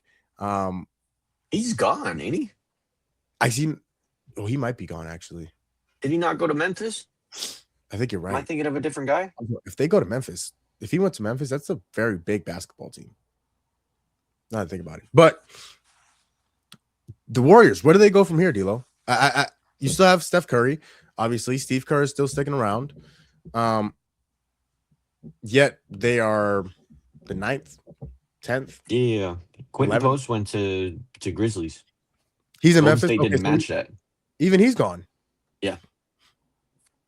Where do they go from here, D'Lo? They're what, 9th, 10th, 11th best team in the West? I don't think they make the play-in. They don't make the play-in. I wouldn't be surprised. And it's honestly very sad that Steph is rotting away in Golden State. It's honestly so sad because they've been linked to a lot of players. They were linked in Giannis. They were linked in Jaylen Brown. They were linked in LeBron, and they're pulling a Miami Heat right now. The curse of the Miami Heat followed Jimmy Butler, and it's now in Golden State. Yep. They can't find anybody. They cannot get another star to pair next to Steph Curry. And that sucks. Obviously, you had Jimmy. He got hurt that one year when they played Houston. And then they ended up losing to Minnesota the following round because, Jimmy was hurt. And then this year you lose Jimmy again to an ACL. It didn't work out. That's why they were shipping him. They were shopping Jimmy. They were trying to bring in Anthony Davis to lure LeBron to the Golden State, and it didn't work out. They cannot get not another star, because obviously Jimmy is a star in this league, but they cannot get a healthy star next to Steph. They can't do it. At this point, I don't know where Golden State goes. I think at some point you have to cut ties with Steph. Obviously, you want to keep him there for his entire career. Does Steph want that? Does Steph want that while LeBron is going out and beating him for a 5th ring? D'Lo, that's why you and I are peanut butter and jelly, brother. That's why. No, that's we why go together. We're 2 peas in a pod. 2 peas in a pod, ketchup and mustard, baby. Because that is exactly where I was going. So I want to ask you, how crazy? Let's go. Let's go a little wild, okay? Let's go outside the box. Mm-hmm. How crazy is the idea of Steph Curry being And you traded from know the what? Warriors. Being traded is crazy. Being traded is crazy. I Now, don't know if anybody could afford him. this is the last year of his deal, D'Lo. Now, it's a That's lot of money. that's what's interesting. That's exactly what I was looking up. Is this the last year on his contract? He's a free agent after the season. If there's no extension, he will be a free agent after the season. That's what's interesting. I think if he were to ever leave Golden State, it would be Under his own next power. year on his own power. Yeah. Don't think that Golden State as a franchise would never recover if they traded their golden boy. No. They would never do it. You know how angry that fan base would be if Steph got traded? They would never forgive him. It would never happen. Boy. And so Steph leaving in free agency is the only way that he leaves. And let me tell you something. He's close with Giannis. See, there you go. See, here you go. See, here you go. Oh my gosh. No, I'm playing. I'm playing. But yeah, I think that would be the only way that he would leave is of his own will in free agency, Problem especially if Golden State cannot find a way to bring in new talent. problem is he'd be 39. Yeah, He'd but be at that point, 39 years old.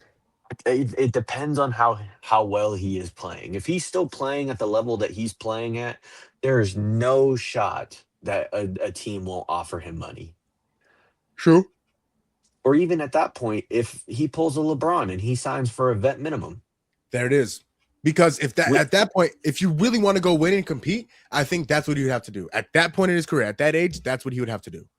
And this LeBron signing opens the door for guys to go do that, Yes. to go If he can sign do it, I can vet do it. minimums. Even though you're still Yes. a top 20 to 25 player in the world. And in this case, Steph is even better. Yep. A lot of people still have Steph as a top 10 player. I myself don't know. He might be hovering around 9 or 10, give or take. He's on the brink. He's on the brink. Yeah. Still at 39. He's still amazing. The gravity that Steph has is still incredible. It would, and you get him for a vet minimum.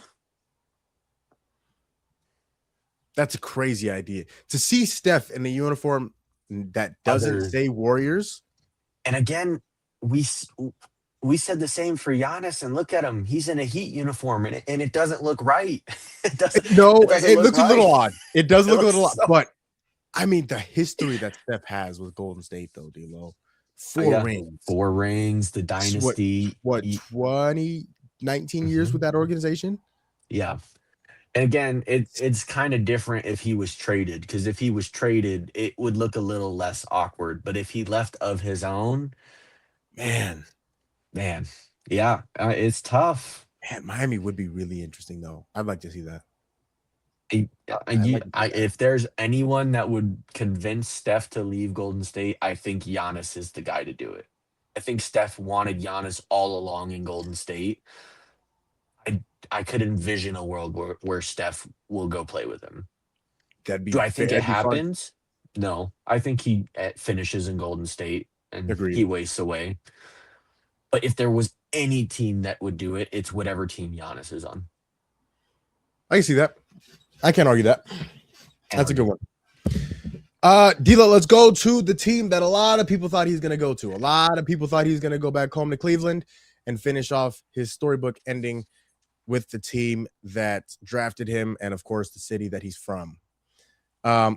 Let's talk about Cleveland and where they go from here, D'Lo, because they're also kind of in a spot where they need to get better because the East just got way better. Giannis is now in the East. Obviously, LeBron is now in the East with Philly. Kawhi Leonard should be being traded to the East. And now you look at the Cavs. They were in the Eastern Conference Finals last year, but they got swept. Obviously, you need to get better. Where do the Cavs go from here? How do they get better and help get themselves over the top, even over these teams that have improved already in the Eastern Conference? They don't. Do I need to say any more, or do you want more? Or Well, hey, shout out Kevin. Shout out Kevin. Uh, they don't. And the thing that sets all of this into motion is Donovan Mitchell signing that massive extension. Massive, bro. They don't have any money to do anything else. They will not have any money. No. And I'm sorry, Donovan Mitchell should not be making the most money in the NBA. I love Donovan Mitchell more than the next guy. He is a fantastic basketball player. He Yeah. is a top 3 shooting guard in this league. Yeah. Donovan Mitchell should not be making the most money in the NBA. That's And, tough, man. and it's tough. It's very tough because you see, you then see a guy like Wemby take a pay cut. You see a guy like Jalen Brunson take a pay cut. And then you see Donovan Mitchell Give take the me most every money. single penny that you have. And it really calls into question, are you serious about winning? Yeah. And again, it's not his fault, right? The NBA should not have rules that regulate players to have to take a pay cut to stay competitive. That's just bad league management. And Adam Silver has done a terrible job with that. It's the worst run league in sports. With that said, if there was anybody that should be taking a pay cut to try and get a roster better, it's the guys that aren't enough on their own. Yeah. Wemby is enough on his own. GA is enough on his own. Jokic is enough. Those guys, I understand. You don't need a pay cut. You could put a lot of filler players around them and he would still be great. They'll go win. Yep. Donovan Mitchell is not that guy. So there is nothing that they could do that would make me believe that they could be competitive. There's And nothing you could do. And you still have Evan Mobley. I hate that guy. That guy sucks. Okay. That guy all is right, awful. well, And you still have James Harden, who will be James Harden come playoff time. you know, And it he's is. only getting older. I think the biggest problem with the Cleveland Cavaliers in this offseason is that they pushed all their chips onto the table for LeBron. And I don't think that they're done. No, they're not done. There's But rumors that they're going after Kuminga. is he gonna be? Is Kuminga going to get you over the hump? No. No. God, they took too long to make their moves. They took too long to make their moves, and now that you don't have LeBron, now you're stuck. And the thing is that I don't know why these teams were waiting.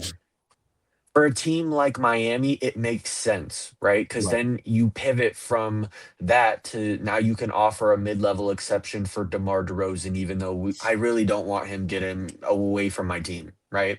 But you Yeah, can do that. For LeBron, you were going to offer him that mid-level exception, so it makes sense that you were waiting. right. For Golden State, you're waiting on the trade for Anthony Davis. That's the Yep. only realistic possibility you get for LeBron. So that makes sense. If you're Cleveland, he's signing a vet minimum regardless of whether you go out and sign anybody else. That's all you can. So why are you waiting? Why are you waiting? A bad That move. that didn't make any sense to me. And so And if you're they Cleveland, lost Dean Wade. you shot yourself in the foot. Yeah. You didn't sign anybody because you were waiting on LeBron when you really didn't have to wait for LeBron because he was going to sign for the minimum. They've had a rough offseason. They might have the worst offseason because they still haven't even given Harden any money. He's going to ask for a lot of money. Yes. It's been rough for them. And it's hard to argue that they haven't had the worst offseason in the NBA. It's hard to argue. I can't even think of a team that would come close.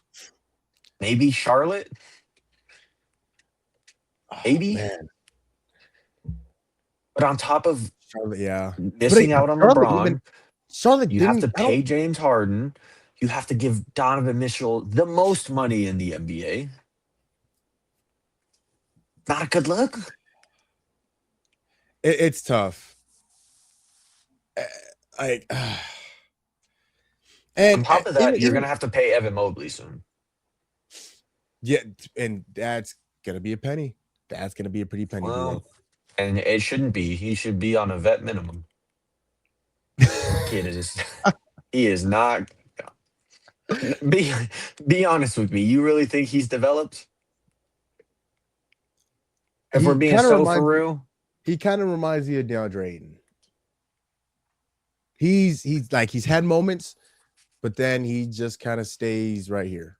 He'll go here, and then he'll come back here, and then he'll go here, and then okay, maybe he's coming back, and then he'll go here. Like he's just kind of been okay. Like he's just been there. You know what I mean? It's again, it's and even Charlotte, D. I don't mind what Charlotte has done but like they got a bunch of picks, right? They've got some guys, obviously Grayson Allen, Royce O'Neal. They got back Nas Reed in the deal for LaMelo, so it's tough. It's tough, but you can't it's tough, hate. man. You can't hate. Yeah, it's more than what the Cleveland's done. They have a direction. Cleveland Yes, has no direction.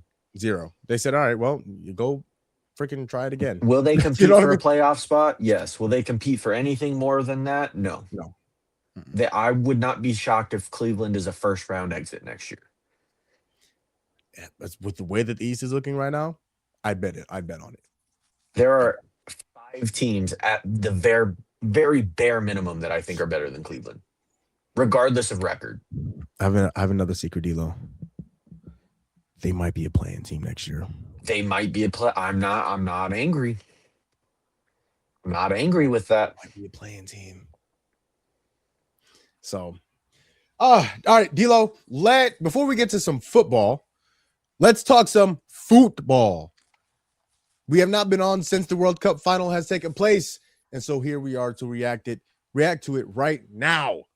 Lamine Yamal and company are World Cup champions. Spain defeated Argentina, the 2022 champions, in the 2026 World Cup final to become World Cup champions in 2026. D'Lo, your reaction to the game?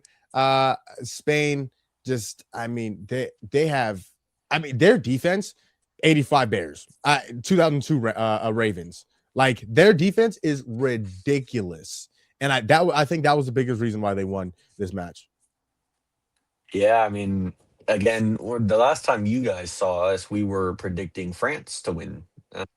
We thought that the offensive threat, that 3-headed monster over in France, was enough, and it wasn't. And it wasn't. Nope. And I think that the biggest shock is that there's absolutely no complaining that you could do for Spain winning the World Cup, because when you look at it, the only complaint that there could have been is if Argentina won, because then everyone is going to be like, "Ooh, it's FIFA's golden boy." Yeah. Ooh, Rigged. yeah, rigged. I don't think anybody's upset that he won. No. Again, I'm still with you in that I think that he did not play to the level that I was expecting. Yes. Again, I was expecting a Mbappe, run out of him, and it just didn't happen. Does that mean he was bad? No, he wasn't. Was it to the level that I was expecting? Also, no. And there's nothing wrong with that. I know when we put that clip out, there were people commenting like, not everything is about scoring goals and assists and all. Yep. And again, I understand that. We're not saying that he's been awful. He's been really good. He is just not what we were expecting. It's just not to the level that we were expecting. And that's okay. They still won a World Cup. They still won. What I will say about that, D'Lo, and obviously my favorite player is Kylian Mbappe. Your favorite player is also Kylian Mbappe. The difference between the 2018 run for Mbappe and the 2026 run for Lamine Yamal, I think Spain could have done it without him. France couldn't have done it without Mbappe. No. That's the big difference. Yep. And again, we're not saying Lamine Yamal was bad. He was not bad. He did what he needed to do. He played his role. The problem is, I wouldn't even say problem. The thing is that we had very high expectations. for a guy that I think was second in Ballon d'Or voting and was very good in Euros. Very good in Euros. And he just underperformed in the World Cup. And that's okay because That's he okay. didn't bring his team down. He didn't bring his team down. He didn't hurt his team, but he didn't help his team as much as we thought he was going to help his team. And they're And obviously the metric watchers are going to say, oh, but there's this stat and this stat that shows. I don't care. Yeah. Honestly, don't care. it's eye test, D-Lo. Eye test. I test. And he didn't pop. Right? He was when I'm watching the game, okay? There were now, plays, I'm not, obviously. yeah, oh, absolutely. And again, I'm not some soccer aficionado. I'm still learning I'm more not about either. the game. Yep. Right? We're not some soccer experts. We don't know the game of soccer like we do basketball, like we do football, like I know baseball, like D-Lo. We don't know the game of soccer like we do these other sports. Mm-hmm. But we can tell who pops out, who stands out. Lamine Yamal did not stand out. I thought Lamine Yamal was going to compete for the Golden Boot, D-Lo. I did too. He scored 1 goal in the whole tournament. Mm-hmm. And again, I'm not saying this to knock him, but I'm saying this because he's a very good player. He's just not in the upper echelon of at least of the World Cup tournament. Yet. Yes. Keyword yet. Yes. Because boy, for when all of these 2030 comes angry around, viewers, these TikTok editors that are going to see this. Golly. Real quick, I want to introduce the third member of our crew tonight. He is my dog, my OG, and he is the man that we like to call the generalizer. He is triple OG. Tone has arrived in the building. Howdy, gentlemen. Tone, Please.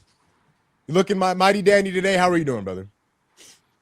A little tired. Just got to the crib. Reached out, said if y'all still chatting it up. He said, yeah, so I pulled up, man. Yeah. And welcome. We are very. We'll go back and revisit the topics that we talked about. Oh, we absolutely will. Because if there's anybody who I'd like to get his opinion on outside of us, it would be very much our generalizer. Old man. Our yes. OG. But real quick, Tone, the final, Spain-Argentina. That's where we're kind of talking about it against Spain. Listen, I compared it to the 85 Bears, the 2002 Ravens, the bad boy Pistons, like some of the best defenses we've seen in other sports. I think Spain's defense this year is up there with them. I think that defense was elite. I think they were the number one reason why they were able to come out on top in this entire tournament. They allowed, I think, 1 goal through the entire tournament. And even going into extra time in the championship game, Argentina had 0 shots on goal and 0 shots. So, just your takeaways from they have the GOAT, by the way. Yes. They have the GOAT on that side. I have an interesting take on that, but we'll get to that. GOAT or the GOAT? The GOAT. I got you. They say it in every sport, man. Defense wins championships.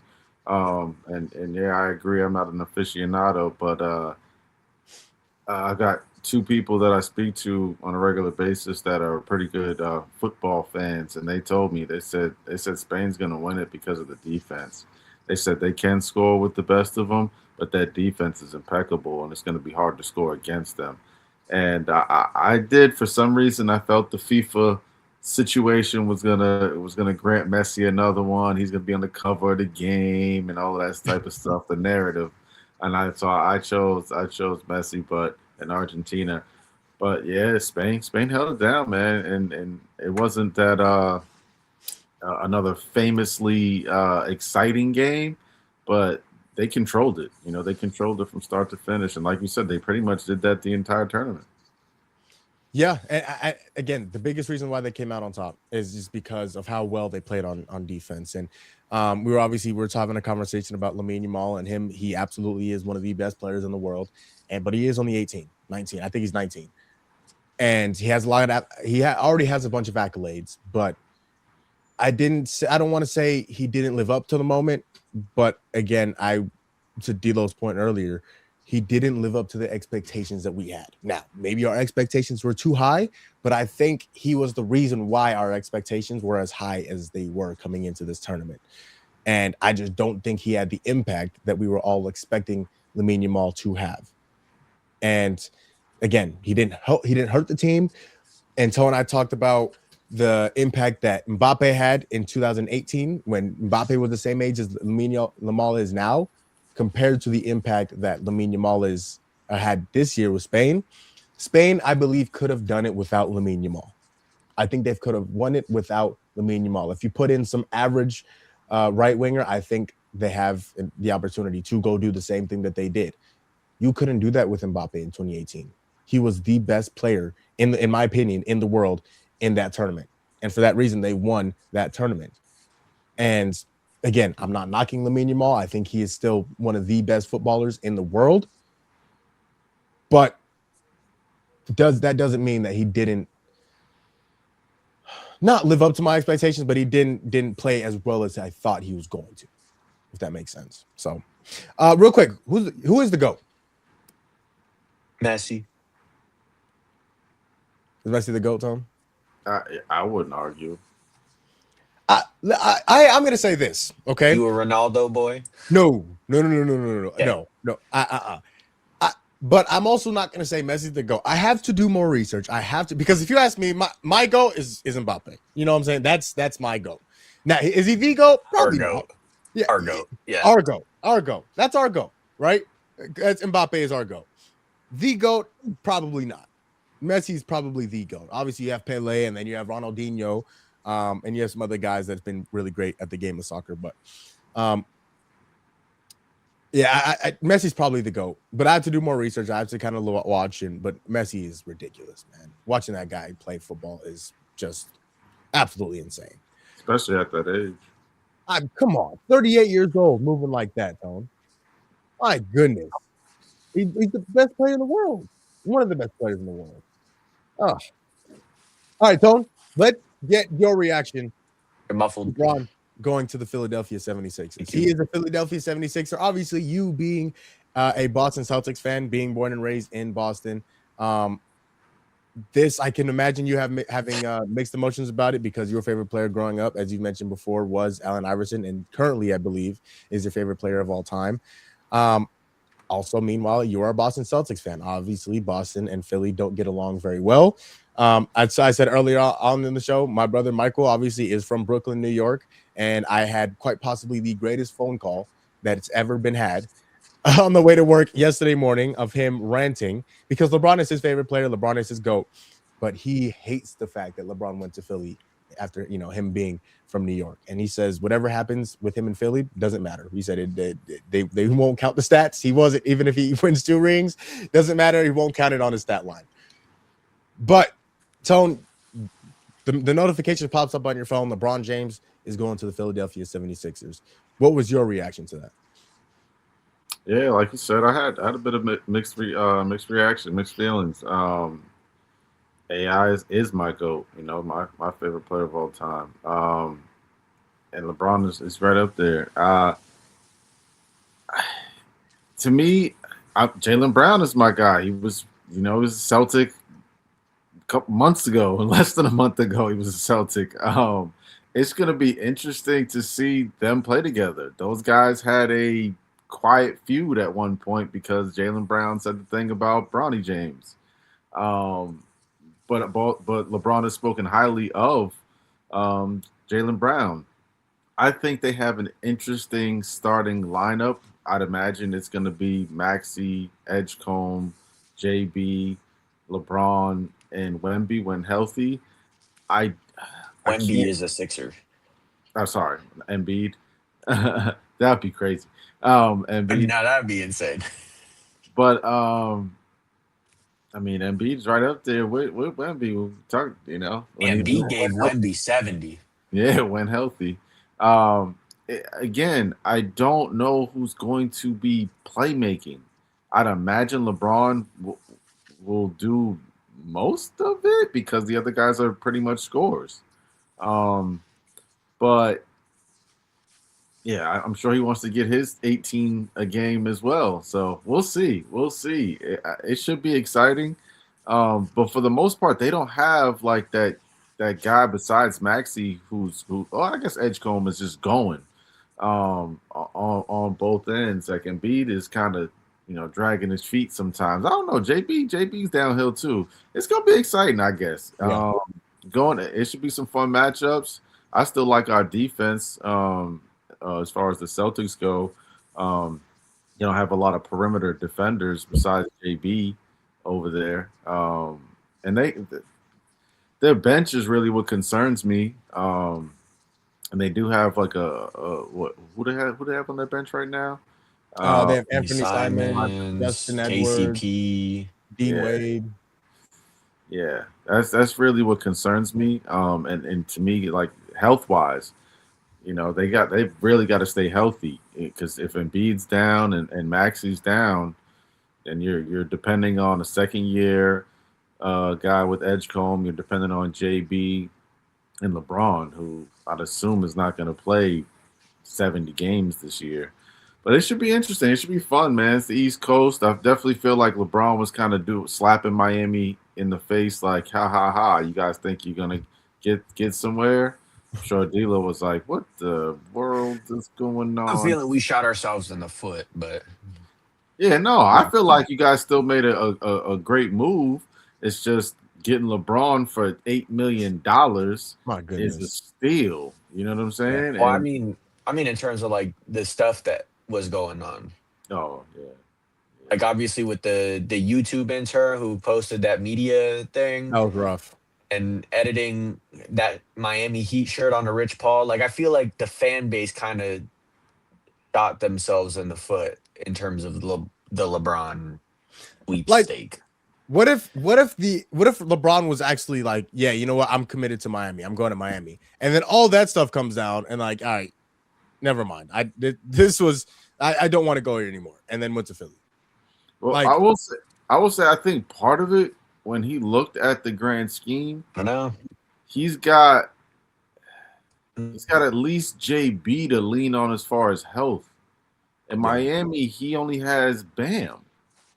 And when you think about the scoring aspect, like Philly's they could put up 130 points yes. a game. You know what I'm Yes. saying?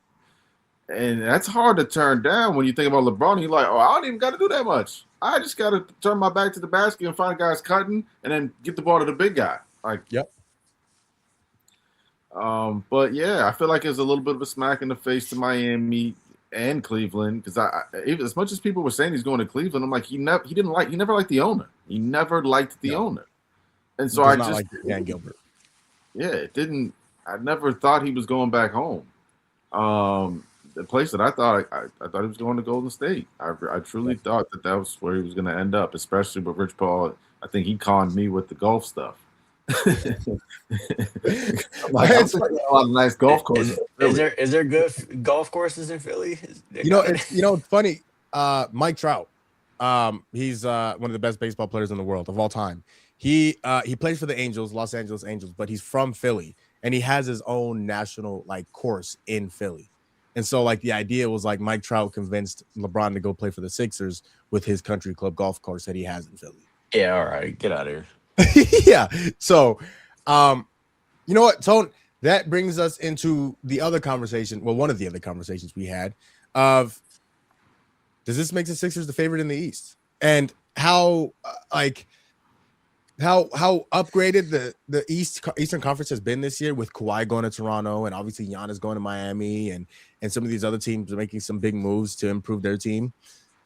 Where would you put 76ers right now if you were ranking the teams of the favorite teams to make it to the championship out of the Eastern Conference? Where would you put the Sixers?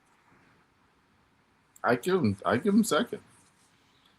I still got the Knicks. They and well deserved. They earned that. They beat the best team in the West, if not the second best team in the West, twice. Yep. They beat them in the in-season tournament, then they beat them in the finals. Yep. And they killed the East, so they deserve number one. if not in the entire league. And then Philly, I mean, they got Jaylen Brown, who was a top 5 candidate for MVP, and Embiid is getting healthy right now. He's been getting healthy since what? I don't know, middle of March, April. I mean, he played in the playoffs, but not, he's really been on and off the court.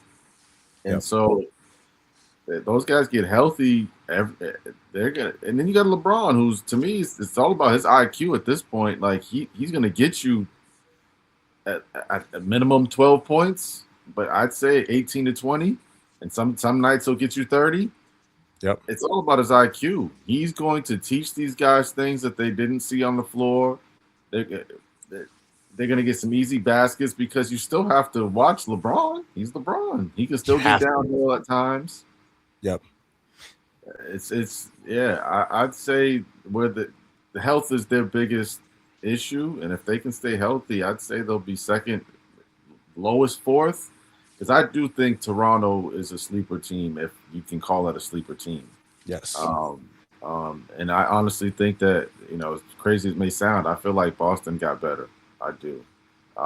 We got a better center, and we have more depth now with those guys who got burned this year are going to get a lot more burn.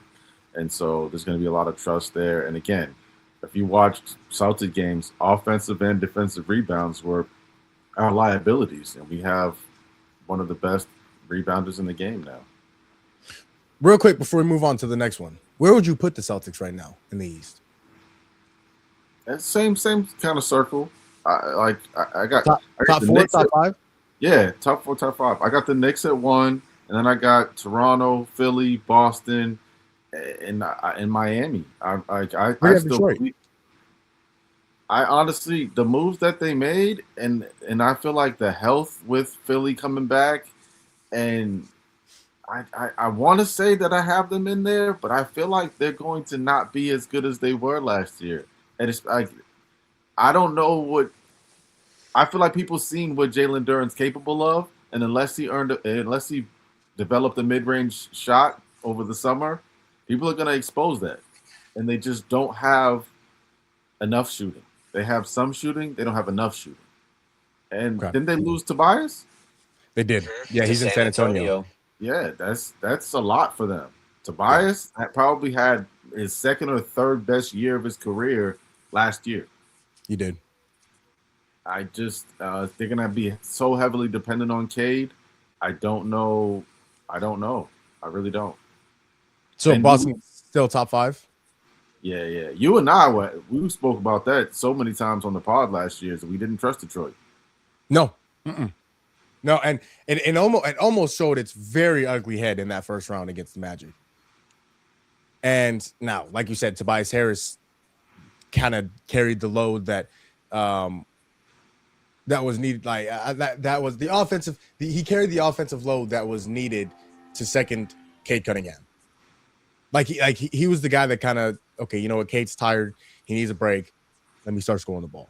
And so now that you don't have that guy anymore, is a little worrisome. So that is a great point, Tone.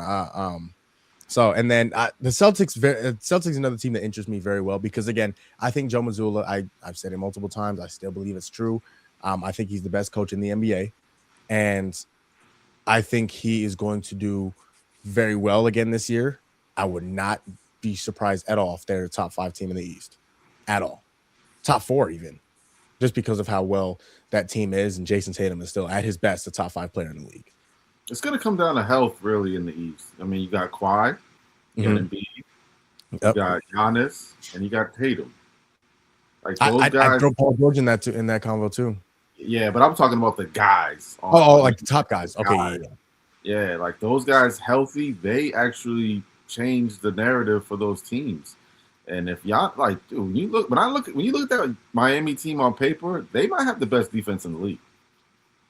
Yeah, it's crazy. I'm just saying because again, you gotta depend on health. It does. Giannis in or out that lineup, it changes the conversation. Sorry, go ahead. I love Mitchell. I've been speaking highly of him for years. Yeah. That dude, Davian, you still got Bam, you got Wiggins, Giannis. This could be a dangerous team. Now in terms of defensively, they're probably not probably be playing this team this year. I really like Atlanta. I think that's going to be a menacing defensive team. So again, I don't think that's any. And Tilo kind of made the joke earlier in the show. He said, "Yeah, they're going to hold people to 90 points, but they can only score 60." You know, and like they're only going to put Ryan Dyson, Daniels, and Lou Dort. You're not scoring nothing. Not getting very much offense out of those two. Tilo. What about Tone? I have another question for you. And again, this is another conversation. Hey, D'Lo. Hey, can I talk to you over here for a second, bud? Yeah, can I? Don't worry. My fault. I'm still learning English. I thought he was talking to his father for a second. See, there you go. See, there you go. Oh, yep. I'm snitching. Obviously, Tone, we know how big ring culture is. And, you know, in a lot of people's eyes, rings matter, right? Rings are the biggest thing. Rings are this, rings are that. Ring chasing. I want to ask you, is this move by LeBron to Philly, is he ring chasing? And not only is he ring chasing, and of course, I know it's a meme, and, you know, does it affect his legacy? But does it? Does him? And if you believe he's ring chasing, do you think this affects the legacy of LeBron James? Yeah, I do. I think he's chasing a winning system, yeah, which can lead to a ring. Like I can't see a person of his caliber wanting to play for anything less. Yeah. But does it affect his legacy? I mean, to the media people who hate LeBron, yes. To the 13-year-old kids who like to criticize greatness, yes. But to I think a basketball savant, I doubt it, because again, this isn't the first time we've seen something like this. No. I mean, not to go on a long rant, but the Bulls were going after Larry Bird. You know what I'm saying? Like Tim Duncan was going to get traded to the Orlando Magic.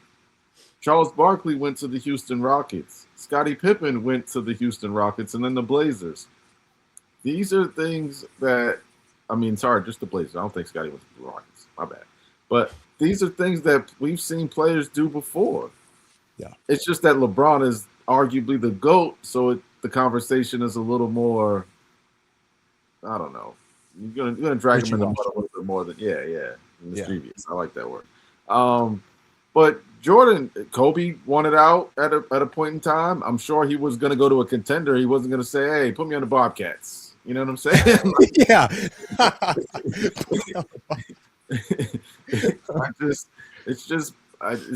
It's part of the legacy. I think part of this is I know that he's very good friends with Allen Iverson. So I'm sure that was probably one of the people he called. And also, he hears what Chuck says all the time. I'm sure he hears what Chuck says all the time. So he's like, "Oh yeah, watch this. Don't make me make them make 4 statues for me, and one of them be right next to yours." You know what I'm saying? Like, because you can't tell me if he goes there and gets a ring. I don't care what else he does. If he gets a ring in Philly, he's getting a statue. Statue is crazy. Why? That's tough. The statue is crazy. You want to retire his jersey number, sure. That's fine. This is arguably the greatest player of all time. You know how many people would want to go visit the arena just to see the statue? If I go to Philly, I'm going there just to see AI statue. Like that's what I'm going to do. That's what I would have to do. If you're a LeBron fan, you might not make it inside of the arena to see the banner. So, Maul, let me ask you this: if Devin Booker was a Boston Celtic, okay, it's your favorite player, right? Mm-hmm. Never won a championship. You only played there 3 years. Oh, matter of fact, he played for the Phoenix Suns almost his entire career, but he goes to the Boston Celtics, wins the championship, and they go, cumulative stats. We're gonna give this man a statue. And it's a small statue. It's only 4 feet tall. Yada yada yada. You go to Boston. Are you gonna visit the statue? I'll visit the statue. Okay, thank you. Yeah. But I will say this: If the Suns would have won in 21, you think Chris Paul gets a statue? That's tough. But Chris Paul's not LeBron James, and I feel like that's what makes this much more argument. Is LeBron James is arguably the greatest player in the history of the game, and so it's that much more enticing. Like no one not to say no one, but you have to again be knowledgeable about Chris Paul and what he's done for the game for you to be that much more of a fan to go, I want to go see Chris Paul's statue. This is LeBron James. There are people who don't even know about what he's accomplished as an athlete to go, oh, I know LeBron James. There are grandmas that know LeBron James. You know what I'm saying? Right. It's just different. That's a tough one. That's a tough. Even if they do win a championship, I think Joel Embiid will get a statue before LeBron. I wouldn't put it past that Joel Embiid does. But they can't. You think? But Joel Embiid has had mild success in the playoffs. So if LeBron James comes to Philadelphia, I mean, you can't just take away what I'm sure Jaylen Brown's going to bring to the table as well. But again, it's LeBron James, and this would be him winning 4 rings in 4 different places. I just if they're going to win a ring. I don't know if he's the guy that would get a statue because you can't put up multiple guys. You can't put up multiple statues. Charles Barkley has a statue there. No, but from the same team. Yeah, you think LeBron James doesn't get a statue in Miami? I think he'll get a statue in Cleveland. Oh, I wasn't even going to ask you that. I don't know if he gets a statue in Cleveland. That's why I'm asking you. Does he get a statue in Miami? I don't know if he gets one in Miami. He definitely has one in Miami. Does he already? He definitely. Are you kidding me? You don't think he has a statue in Miami? Does he get one in LA? That's arguable. It's arguable. It's a lot less likely in LA just because of the statue of L. You got Kobe, you've got Kareem, you got the ultimate legends of the Lakers. Wilt, Shaq, Magic, Kobe. You have the amount and Kareem. You have the amount of people that have statues there and have had that level of success is different from the conversation about Philly. Allen Iverson has a trophy and AI, but I feel like AI is but looking at it, LeBron is the second greatest Heat player. You don't think he would get a statue in Miami? Again, you don't think his jersey will get retired? Having a statue is so valuable that you don't want to just give him out, right? And I'm not saying giving LeBron a statue would just be giving him out. Jordan's number is retired on like I don't know 20 something of the 30 teams. Jordan's number is retired in Miami. The only reason why I would say I'd be skeptical is not because I don't think he deserves one. I don't think he's earned a statue in Miami. But I think the idea of putting up a statue of LeBron in Miami could minimize Dwayne Wade's statue. Not even remotely close. I was going to say, I don't think it does. Oh? Dwayne Wade is the greatest Miami Heat to ever play for us. There's true. LeBron having a statue does not diminish that fact. LeBron's the greatest player to ever put on a Heat jersey. He is. Well, the greatest, no. The best, yes. There's a difference. No. He's the who is better than LeBron James that put on a Heat jersey? Nobody. But you said greatest. Yeah, he's the greatest. He's not the greatest Miami Heat ever. He's the greatest player to ever put on a Heat jersey. He's not the greatest Miami Heat player. I tend to agree with that, but with every jersey LeBron puts on. And that's why I would say if he won a champion, and then you gotta understand the Philadelphia fan base. They are very similar to New York. And if you think the New York, if they had not won this championship and LeBron went to New York and won the championship in New York, he wasn't getting a statue. Okay, you're beyond crazy. I have a question. I have another one. KD, does he get a statue in Golden State? Probably not. Why not? Because he won 2 rings there. He won 2 Finals MVPs there. It's just his legacy isn't. if I was the owner of Golden State, I would. But that's just how I personally feel about Kevin Durant's greatness. Mhm. I think that there's mixed feelings about his greatness. Because why wouldn't Klay Thompson get one there? Klay Thompson's got how many? 4. Clay's got 4. To But me, again, he's more you can't put up accomplished as a 4 Golden State statues. Warrior. You can't put up 4 statues. Sure you That's can. my point. Is he's You know how more much accomplished as a Warrior? So how you gonna put Kevin Durant because he got the Finals MVP? You know how But- much like sidewalk is around that arena? They got plenty of room for statues. Well, no, it's not the room. It's not the room. It's the principle. Right? Like statues are very valuable. Not too many people get statues. Like statues are like, if you get a statue, like that means you did something that nobody else did. Like you stood out to this organization so much. Nobody has ever had the impact that you had on this organization. When's the last time Philadelphia 76ers won an NBA championship? To that point. 43 years ago. Like, but to that point, that's why I think Joel Embiid would get one before LeBron would get one. If they won a championship this year, I think Joel Embiid would get one because he's been longer. He's had a bigger impact on that franchise.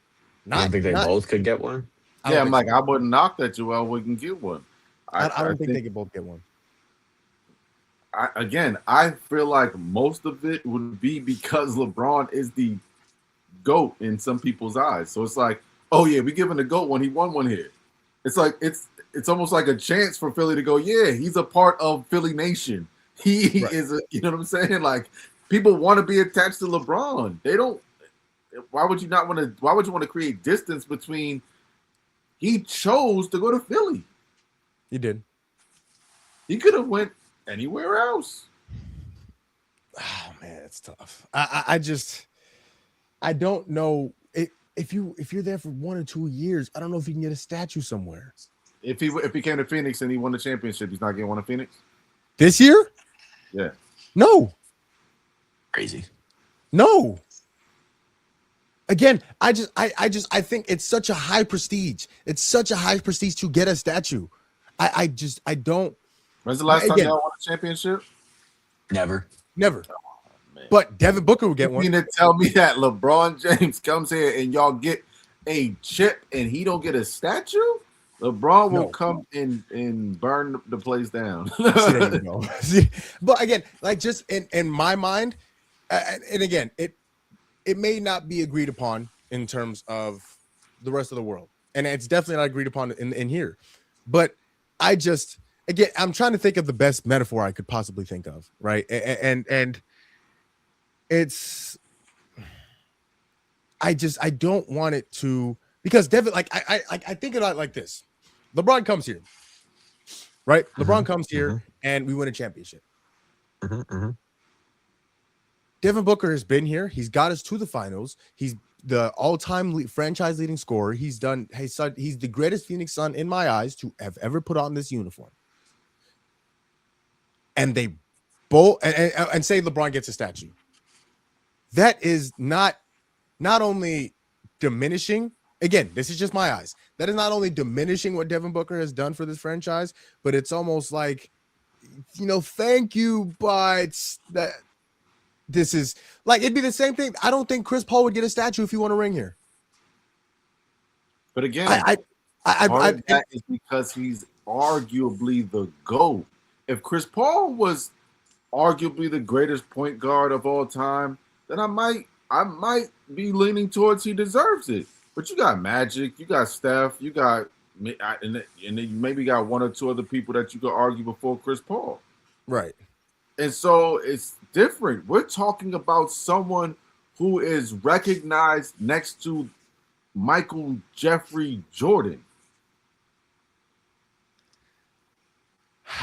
Oh man. I'm not saying that his would be as big as Devin Booker's. Devin Booker might get the 4 foot, the 6 foot statue out front because, like you said, he's got all of the life size.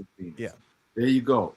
But then LeBron, because AI's is only like 3 or 4 feet tall. If you ever seen AI stand next to his, I've never seen his is not life size.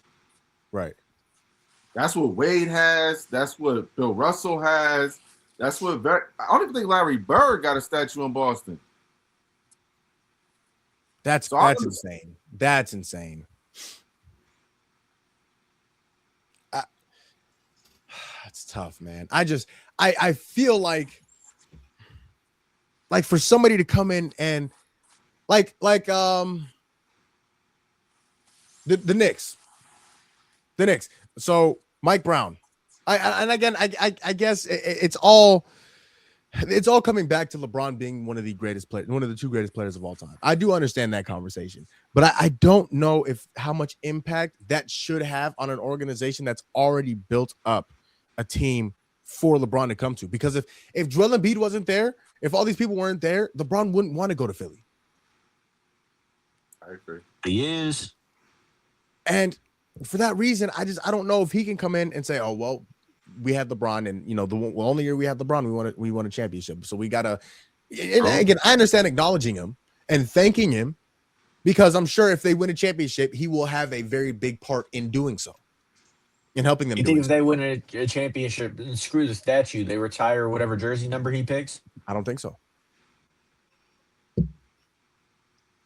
Yeah, that's kind of crazy. That's kind of crazy to me. I'm with Tone.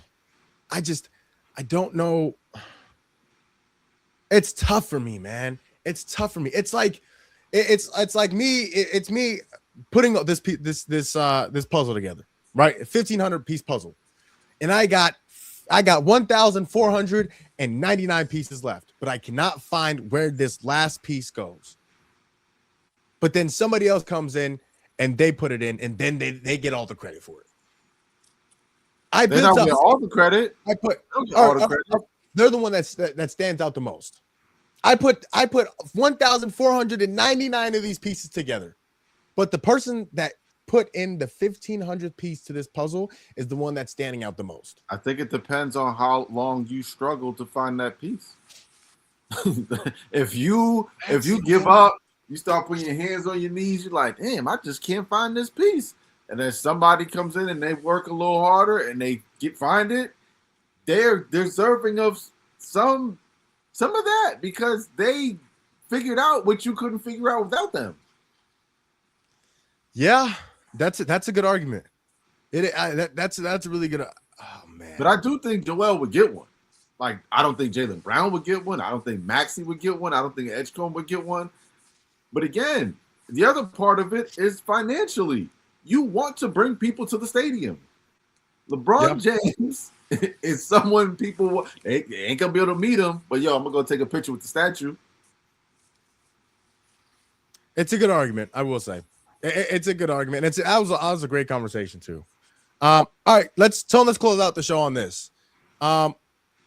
We talked about Philly and the fact that LeBron is now a Philadelphia 76er and the impact that he could have on that team and what he could do to possibly get that team over the top. Of the teams that were pursuing him that didn't get him, which one do you think suffered the most on missing out on the LeBron James sweepstakes?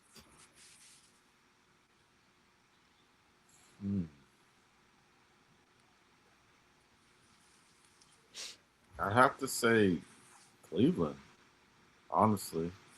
Think about it. I want to say Golden State because of Steph and what's this going to mean for his legacy.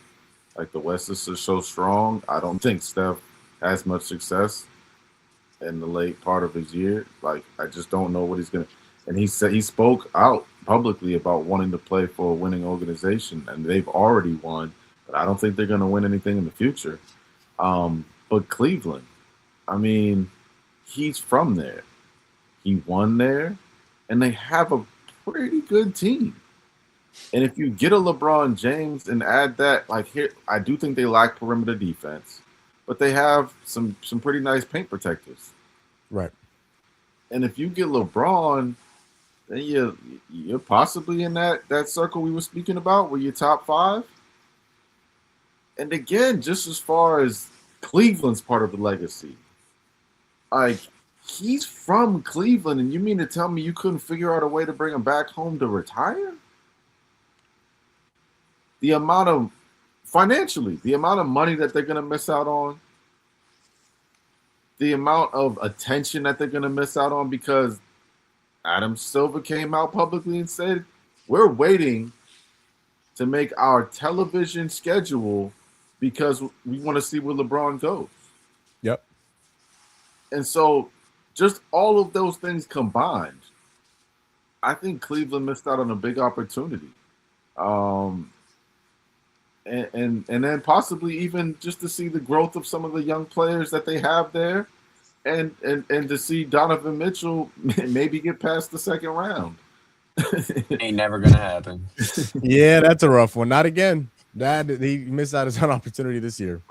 Yeah, I'd have to say Cleveland. Who'd you guys say? Who did you guys pick? Cleveland. And for a lot of the reasons that you just pointed out, like and my biggest point, and D'Lo had a really good one that I like too, is that they waited too long. They waited too long. They pushed all of their chips in on LeBron, and we're going all in. We're going to either get him or we're going to fall on our face. And I think that's what happened. They fell on their face because once they weren't able to get him, they lost Dean Wade, so they lost the guy that was in his spot that they were looking to fill, and they haven't made any acquisitions. I don't think they haven't really done anything. They still haven't signed James Harden, and I think inevitably he's going to go back, but James Harden, he obviously has not been the piece to take you over the top. Evan Mobley, to D'Lo's point, hasn't progressed the way that you wanted him to. Jared Allen is going to be Jared Allen. He's going to do what he does. But, I mean, where do they go now? And D'Lo, you could take off. That was my biggest point. They pushed in all of their chips on LeBron, and now that they don't have him, they don't know what to do. Yeah, and telling what I said earlier, I'm not going to spend too long because it's already in the episode earlier, but I don't think that Cleveland, outside of the storybook ending, was a realistic opportunity. And I thought that the storybook meant more to LeBron than it actually did, and clearly it didn't. But I think with Cleveland's direction now, they don't have any, especially with the Donovan Mitchell extension where he's making the most money of any player in the NBA. And then you have to pay James Harden, and Evan Mobley is terrible. The guy's awful at basketball. They have no bench. And when I think the main thing is that you are getting LeBron on a vet minimum, so they shouldn't have stopped their offseason when they could have gotten him on the minimum anyway, regardless of what they were doing. So I think all of those combinations led to them having the worst offseason of any NBA team. And they will be a play-in team this year. Yeah. Hopefully. They will be a play-in team. Shout out, Kevin. They'll be terrible. Get better. There's so many teams that I feel like get better. I don't, they be fighting with the Chicago Bulls.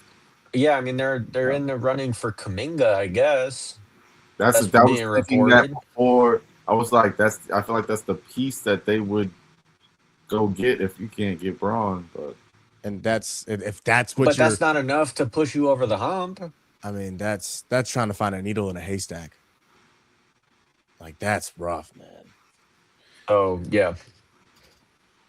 That will go ahead and close out this episode of Gumball Sports Machine. I hope you all enjoyed. Of course, shout out to the fellows, man. It's been a little while, but we haven't had much to talk about. But now we have stuff to talk about because LeBron is now a Philadelphia 76er. Football season is coming up, so we will talk more football as the season gets closer. But we had to pod. We had to talk about LeBron going to Philly and all the different angles that comes along with that. So very agency still isn't over either. It's not over. Oh, no. Agency still ain't over either. There's still a lot of guys out there. D'Lo, you mentioned Bradley Beal. James Harden is still technically a free agent. Draymond Green is still technically a free agent. There's a lot of guys. Russell Westbrook is a free agent. Peyton Watson is now he's restricted, but he is a free agent. Jalen Duren is also, I think he's also a restricted free agent. Restricted. Yep. But again, these guys technically are not on basketball teams. So NBA free agency has not concluded just yet. NFL season is just beginning. Baseball season is getting closer to the playoffs, and the MLB trade deadline is coming up quickly. So once again, there will be more to talk about as the year goes on, and you will continue to see and hear us all over the place. Thank you all for watching. As I always say, if nobody else is going to tell you, I will tell you. I love you. You matter, and you absolutely do have a purpose. Strive for happiness and be grateful for what you do have instead of what you don't. And Like, Tone, if you comment, don't, and subscribe, please. Tell your aunties, cousins, babies, daddies, brothers, papas, twin. Do the same thing. could not have said it better. Music to my ears, absolute music to my ears. Yes, like my OG said, if you don't mind hitting that like button and tapping that subscribe button and following us on every single one of our social medias, whether it's Twitter, TikTok, Instagram, and of course YouTube, Gumball Sports Machine on all platforms. So go ahead and follow us on all of those. We post all the time. We put out a bunch of different stuff. So go ahead and follow us on those social medias. Of course, we have our own personal social medias. Jamal Gumo, no love _ D'Lo, Wave _ Marley on Instagram for Tone. We got our own social medias too, so follow us on those as well.